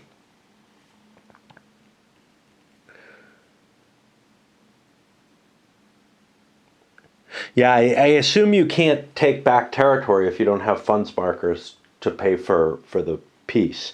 The one exception to that is fortified cities you can take back by victory points. And you almost certainly would want to have at least one fortified city, I think. Not absolutely certain. There's no real requirement of that. There is the return to capital cities. If capital is not controlled, all are removed from the board. Yeah, that's pretty bad. So yeah, you probably want to make sure that you keep your capital. And if your capital has been taken, you almost certainly will surrender because you won't have an army for the next turn. Well, you may be able to build one up using cards and whatnot, but you lose your entire army at the end of each turn that you don't have your capital. So yeah, it's a pretty big cost not to do that.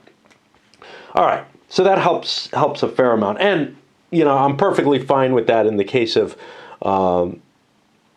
Austria, the Habsburgs, the Russians, the Poles with their two capitals, and the Turks have the advantage that nobody's going to get to Istanbul. It's an off-board space essentially, so that all works. All right. Sorry, I just have to puzzle through this shit, and yeah. What I kind of like to do in some of these games is just, when the combat doesn't look like it's getting me anywhere, start looking at other stuff to do.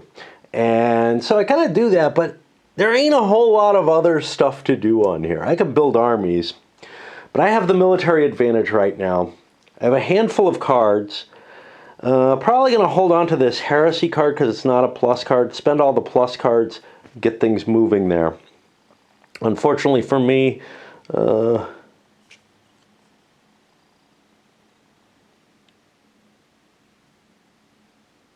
don't particularly want to play these as events because they are bonus cards. That's one of the things. I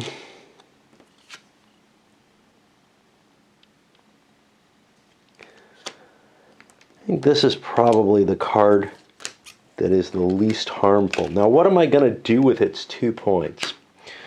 Yeah. I guess it's time to advance into a siege situation. That's 1. This is Army B. 2, 4, 6, 8, 10, 12, 14, 16. That's a whole lot of troops. And it's only 5 infantry. Too bad I didn't take an infantry mercenary, which means... I have Michael here. He's competent, but he doesn't have a lot of troop strength. He'd probably get his ass kicked. That means that I probably... That means I take attrition. Okay, first of all. And attrition is, I think, 1 hit. Yeah.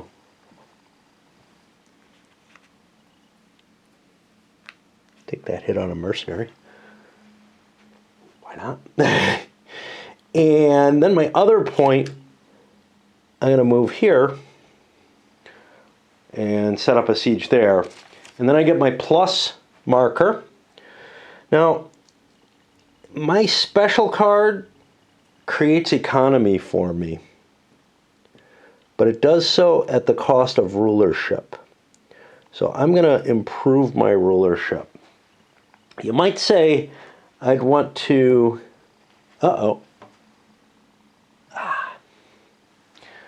improve my military capability because I'm facing a better army, but I choose this path. Onward. Goals, I want to get rid of these problems. And do I want to convert stuff or not? I have the Union of Brest, all 3 counters involved with it, which is appealing. Problem is, the only thing I'm allowed to do to convert religion is use my plus cards. And there's a limited number of plus cards. Those are the things that you use to help your economy and your military capability and whatnot. Ugh. Seems to me that getting additional cards in the long run is more valuable. So I think I'm going to play towards that again, even though I don't have the dynamics that the Habsburgs have. I think I'm going to go with that. And otherwise, I'm going to be moving through these areas for now and getting rid of those. I have a lot of cards, though, so I'm not sure what else I can do. If I save 3-point operation cards, I can buy funds with them, and I have a funds limit of 1. What's his funds limit? Maximum 3, so yeah. He's got 2 of them on the board.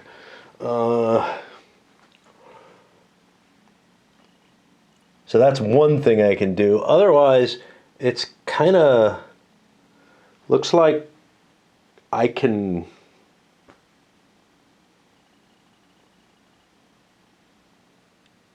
buy stuff.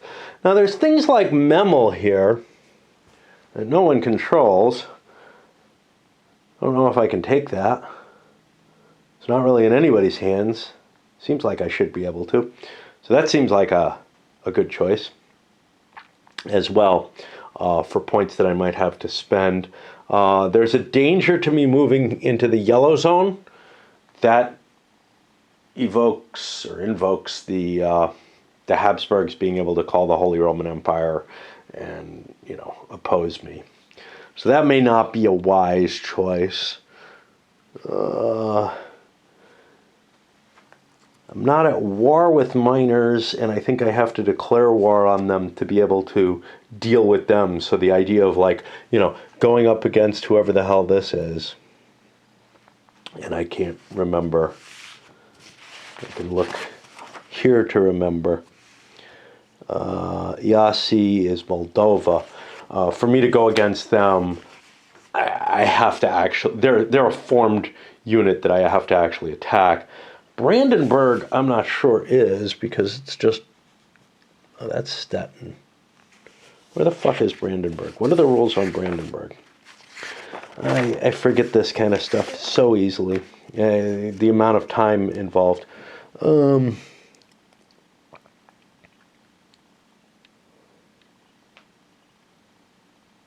Yeah, it looks to me, in situation described above, also Brandenburg is in alliance with Holy Roman Empire. I'm having trouble finding Brandenburg.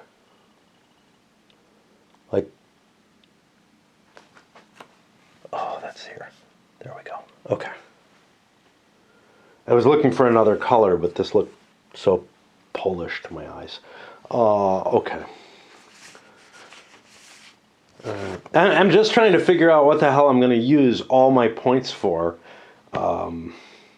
Usually in these games, there's tons of stuff you want to use points for, and this one feels like there aren't that many different options that I'm allowed to.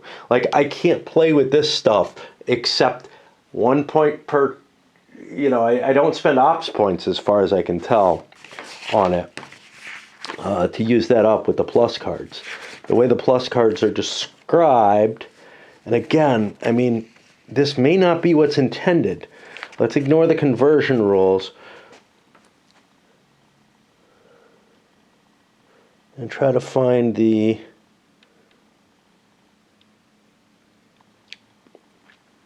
in case of playing one card with a plus sign, after using operations point, the player can move one of those markers. The marker can be moved one box to the right. Okay, and they give an example. Economy DP is,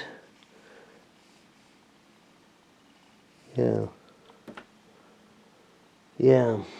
It just looks like plus cards give you, in addition to the ability to maybe play 2 cards at once, which I certainly don't want to do, to get an additional point on one of those tracks. I can't throw most of my resources into manipulating those tracks. And that makes sense.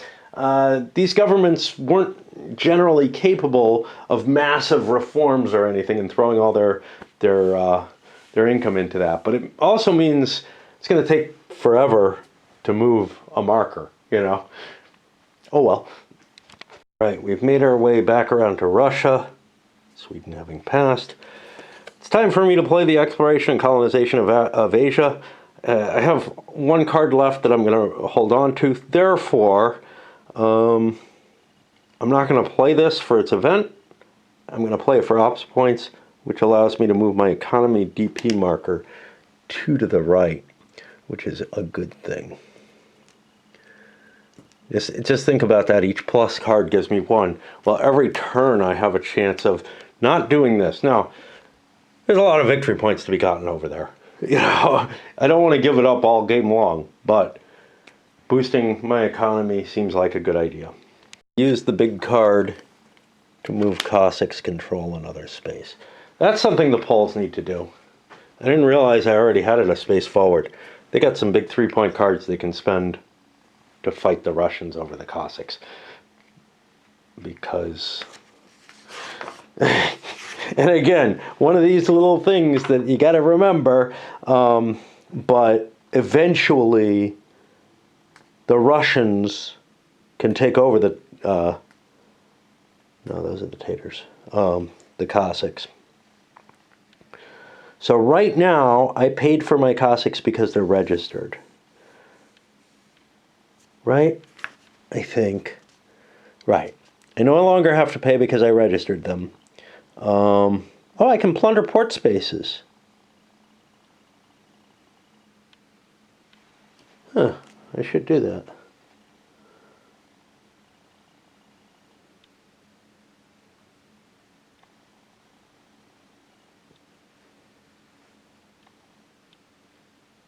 I'll do that next time with the Poles. But once the Russians take them over,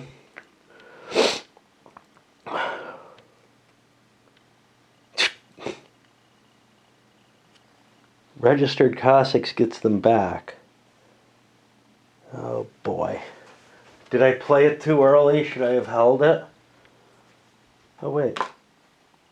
I thought I registered them. Wait, what? What's going on here? I thought I had registered Cossacks. Do I not? Where did that come from? Oh, there it is. Okay. Play to end the payment of Cossack service. This is added to any of your armies at the beginning of each game turn. This unit is full strength, or in the case of elimination, returns unchecked. Okay, so I played registered Cossacks. I got that. If event Cossacks under control is in effect, this is how the Russians... So the Russians take over the Cossacks.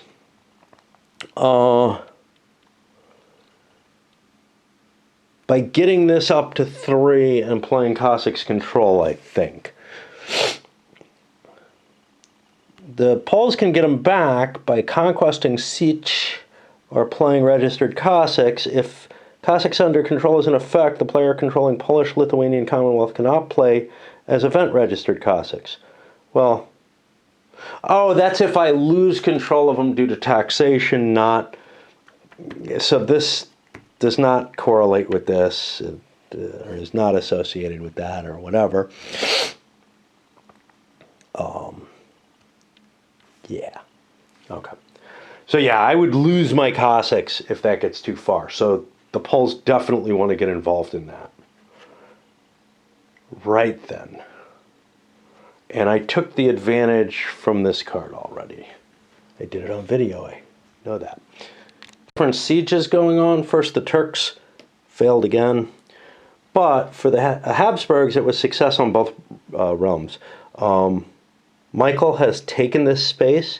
That actually, 2 victory points more off the Ottomans, and 2 gained by the Habsburgs. I've taken that space. Now, the religion is still, and we can look it up, Beograd. It's almost certainly not. It is Eastern Orthodox. So I would have to convert that to Catholic if I so desired. But it's still worth points to me, and I'm not really that worried about converting things. The Poles are the ones who are worried about it. And I took my point on here again, and that gets me back to the Poles. To clear up their problems and still have a huge hand left, the largest out of everyone. I'm a little fatigued at this point. Thought I was moving along at a nice rate. Oh, I forgot something. The Poles were supposed to do, and they might as well this time, their raid, mentioned somewhere, with the Cossacks. You know, I don't think there are cards. Yeah, it would have to be points and an event, and you can't do that. So I'm still safe because the Russians aren't in the 3 space yet. If they got to the 3 space, I would need to play a 3-point card to push that back.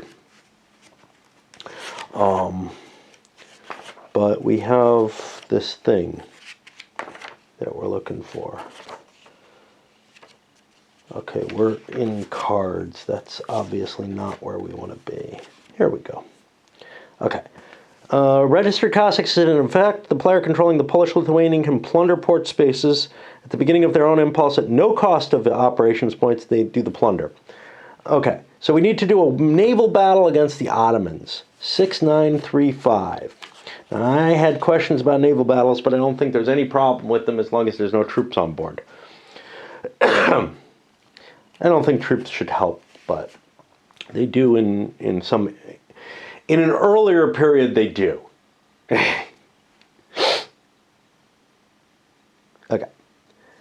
None of this. In a similar way, but combat values cannot be shifted according to the military level. Moreover, the commander's ratings are ignored. Okay. All right, so to me it looks like I have 3 strength points against 2. Let's grab these. If I had 2 green, I would use that for the Ottomans. I'll use blue for the Poles, I guess. And we're just rolling. Okay, the Poles do not do terribly well. The Ottomans do not succeed. No naval battle was won, so we don't have to go further in the sequence, I think. I don't know.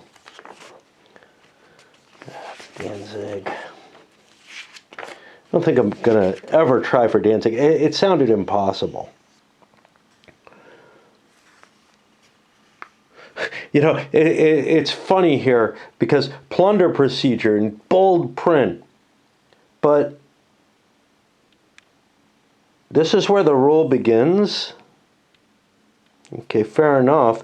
But I mean, it's under Cossacks, and then after this paragraph, all this other stuff has nothing to do with it. This is just not how to organize things. Yeah. Doesn't look like it's terribly useful to me. All I get is a possible famine marker against my enemy. I'm not really sure I want it to plunder my enemy. That's okay. All right. That's it for now. You know, I'm like, oh, I should take advantage of this. It's not really helpful to me. It doesn't do anything, you know. I could see the Ottomans being like, hey, don't plunder me and I won't attack you or something like that, you know. I don't know. Anyway, I gotta do something else. Back down on the same night, and that's a glimmer of hope for me. Swedes and now the Russians both passing. They each have a card. That's fine. Ottomans play this with the two things I did. One, I built some troops in Istanbul. I can ship them over here and try to solve that problem. I don't think the Cossacks are taters. I think that's a Cossack fleet. I don't think that fleet can intervene at all. Yeah, it's got to be Cossacks. With a normal shipment, I'll look it up when I try it. But I needed to spend a point, and there's nothing I could spend a point on. Because I played a 2-point card, one to fire off the siege, and the plus to increase my military and try to overcome the difficulty there. Now, I also placed this because I was getting confused. Those are formally allied with the Austrians, and I hadn't put them into an army group. It helps me to have that. You don't need it. It's just, you know, a convenience if there's no leader present. If there is a leader present, you do need them because they're the standees for the leaders. An extra point for the Habsburgs, but I just checked something.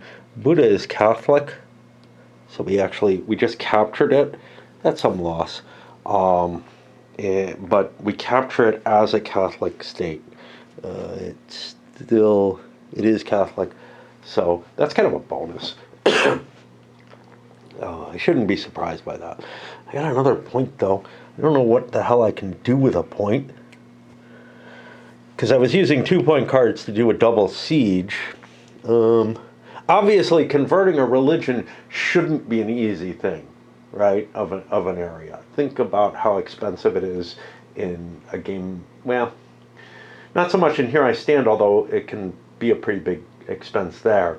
But in a game like Empires of the Middle Ages, where you're really looking, you know, you're not looking at the difference between just Protestantism and Catholicism, although honestly, by this point, things have gotten pretty solidified, right? You're not talking about the easy, hey, let's send some Jesuits in and talk, you know, them out of their Protestantism or whatever, or torture a few radicals, which you're looking at in Here I Stand, in that one particular religious conflict. Here you're looking at all these different religions, and each of them is treated the same, which may be a little bit off. It might be easier to convert the Catholic Protestant switch more than anything else. But, you know, I'm not willing to stand on that and assert it. And in terms of making the game a little easier, it makes sense, and you could bake it into the cards to make it easier to do those kind of conversions if you want to do so. So I don't see anything problematic with that in the system. Oh, what the hell do I do with a point? Is there anywhere I want to move? Well, the answer is kind of no. So I think I will build me a unit here in Army A at Vienna. Just because there's just nothing else I can spend a single point on. And I'm probably going to go to passing. That retains me a card. No, I can't. I've still got Rudolph there. Wow. And he has no card extension. So I've got to figure out something to do with that second play. Maybe I don't want to build an army then. Because I can move into and convert a space with a 2-point card. But that doesn't really help me. Yeah, I'll build that army. That lets me put off which space that I'm going to build in. Let me make sure. Yeah, Boris can hold cards. Okay. Poles finish off by playing with the Cossacks control marker. Oh, and I can play with the boats again. What the hell? Might as well. I don't know. It's so pointless. It's not going to do much. It fucks with the Ottomans. Do I care? I don't, in general, except the Ottomans are losing right now. They're at 0 victory points. The Habsburgs are up at 8. I don't want to make life any easier on the Habsburgs, so I'm holding off on, I'm not going to play with those boats. All right. Wrong. Some of the units do actually lose some military cohesion. So this is a 2-2, drops to a 2-1. This is a 3-2, drops to a 2-1. So, again, nicely covers things without making things too complex, without making the numbers too ugly and big. I just attempted the siege there. Now I'm going to look up, and because it's the most exciting thing to do on video, I am going to do it on video. But I think it shows something important. What is required in terms of lookups, how easy it is to do so. And I know, it's not great video, but it also expresses things about the game. I want to see about the naval movement there. So I begin in control port. I spend an army. I spend an ops point. And I have enough capacity to carry.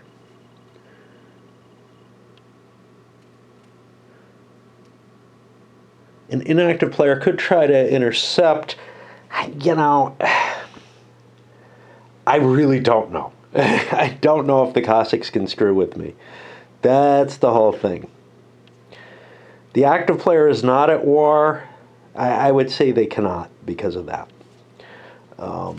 Therefore, we just make it in here and cleanse that, which is good because those are penalties to our economic situation at the end of the turn.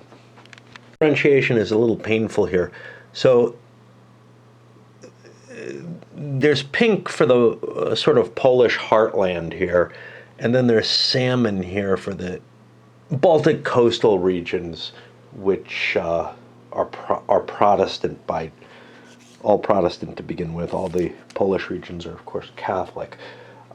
So that's something to keep in mind. I'm on the Polish turn. The Austrians took a space. I don't know what the value of that is really, but,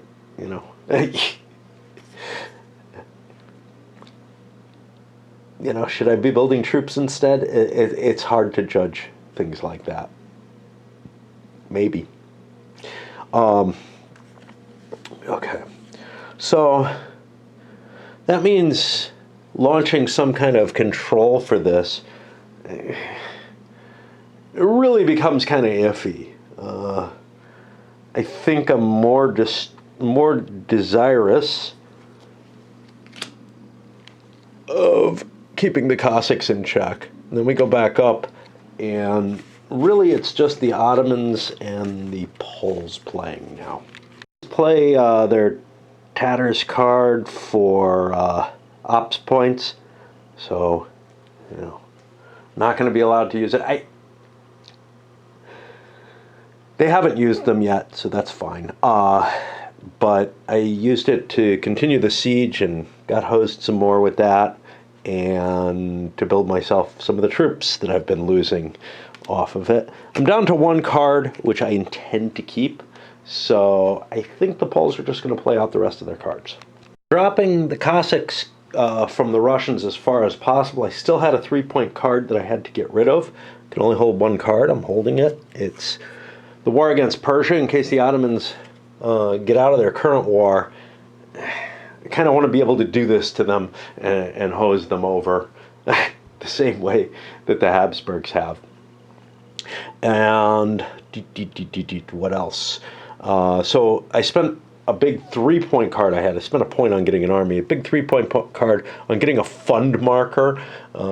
This is the maximum I can hold in funds, but that gives you a little bit of flexibility in certain things. You can play with the amount of cards you got. There's some things where you have to pay a fund marker or else suffer something worse. So I figure banking that there is as good as holding a card in a lot of ways. Maybe better, we'll see. But that means I played one more card, built troop. That means I'm at the end. And we go to the beginning of the giant section 6 to see what happens. Armies return to capital cities. Okay.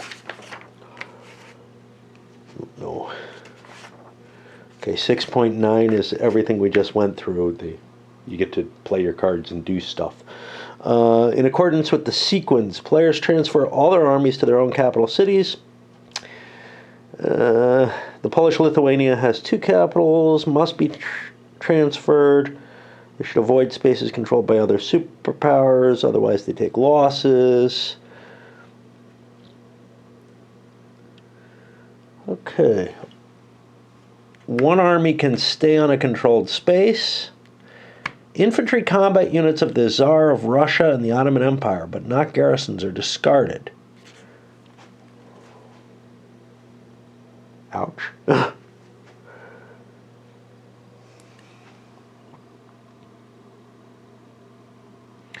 I don't know if that counts towards these. That is somewhat disturbing. And also, okay, and the shown combat unit of the Polish-Lithuanian is discarded if it's in an army without a commander. So let's see, those 0-2s, do I have any of them? Yeah, but I got commanders in both of them. I could stay how I am. I don't know what I want to do. I don't have any real goal in mind. I'm doing pretty well. Converting religious spaces would be of some value to make the Union of Brest work better. I was getting it slurred with the Confederation of the Bar. So yeah, I think I'm okay. Now I got to be careful because things like this I have to deal with, right? If that had been damaged or whatever, it would come back. I don't know if it happens now. But yeah, I could leave this here, or I could pull it back to either Warsaw or Vilnius, right? Well, that's not my first country. My first country is the Swedes. Do I want the Swedish army in Finland? It's doing me as much good there as it is anywhere else, so sure. The Russians. Okay. So I have to look at the Russian army, and they say infantry. See, This is what's hard. The wording says infantry combat units. The picture says something else. I will ignore my garrisons entirely, which are these 1-4s. I think it's only the 1-4s which are going to get decreased, i.e. I'm not going to lose this. But I'm not sure. That's what I'm going to do. But the intention may be something else. What about the Russian army? Does it wish to be way up there near Sweden? Well, I'm still at war with Sweden, so why not? Okay. I don't know the answer to that. Could end up at war with Poland too, and then things get more complicated. For the Ottomans, I could stay here in Bucharest. No, I cannot. Home I go. Okay. And this also has to go home, as it has no commander with it. But Ottoman infantry units that are not garrisons, so this would have been destroyed. Okay. Because that's the unit pictured. That's what I'm going on, is these infantry combat units. There's no, there's a real lack of explicit instructions in certain cases. Okay. These guys are in their capital, but they're not a superpower. What does that mean? I think that means they go to their capital and they're just fine. What if you don't have a capital? Well, Michael doesn't have a capital, right? No, he does. Doesn't he? Bucharest. Bucharest is his capital. The Ottomans have been withdrawn from there, so I can go back there. Awesome. I'm in Vienna here. That's peachy. I can stay here, which I want to do. How long are these turns? About 10 years. Wow. Okay. And then the Poles. Is this where I want my Polish army? My big Polish army? Well, we were asking that question before. We don't really know the answer, so I think the answer is yes. Let me see the exception. One army can stay on a controlled space. Yeah. Okay. So that's that. Then I'm guessing the next thing in the sequence, because I don't want to flip back and forth, is removal of auxiliaries. There are none left. We've cleared, well, that's not true. There are no revolts or famines. There are good and bad harvests. So there's a good harvest and a poor harvest in Russia, and those cancel each other out. Gain and lose a card as indicated. And I don't see any others. Okay. Ruler's domestic policy.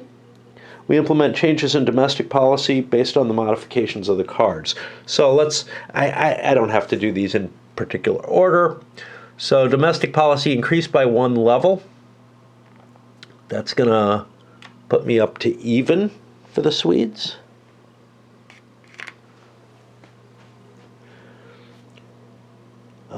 For the Poles, decrease by 1 level. There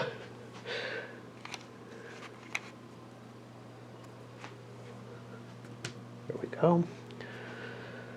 For the Austrians, decrease by 1 level. Wow. They've got multiple things hurting theirs. For the Turks, no change. And the Russians, no change.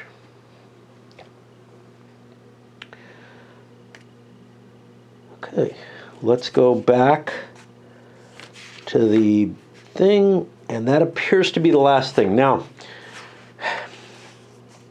I remember something happening in the ruler's domestic policy. It's this. Okay.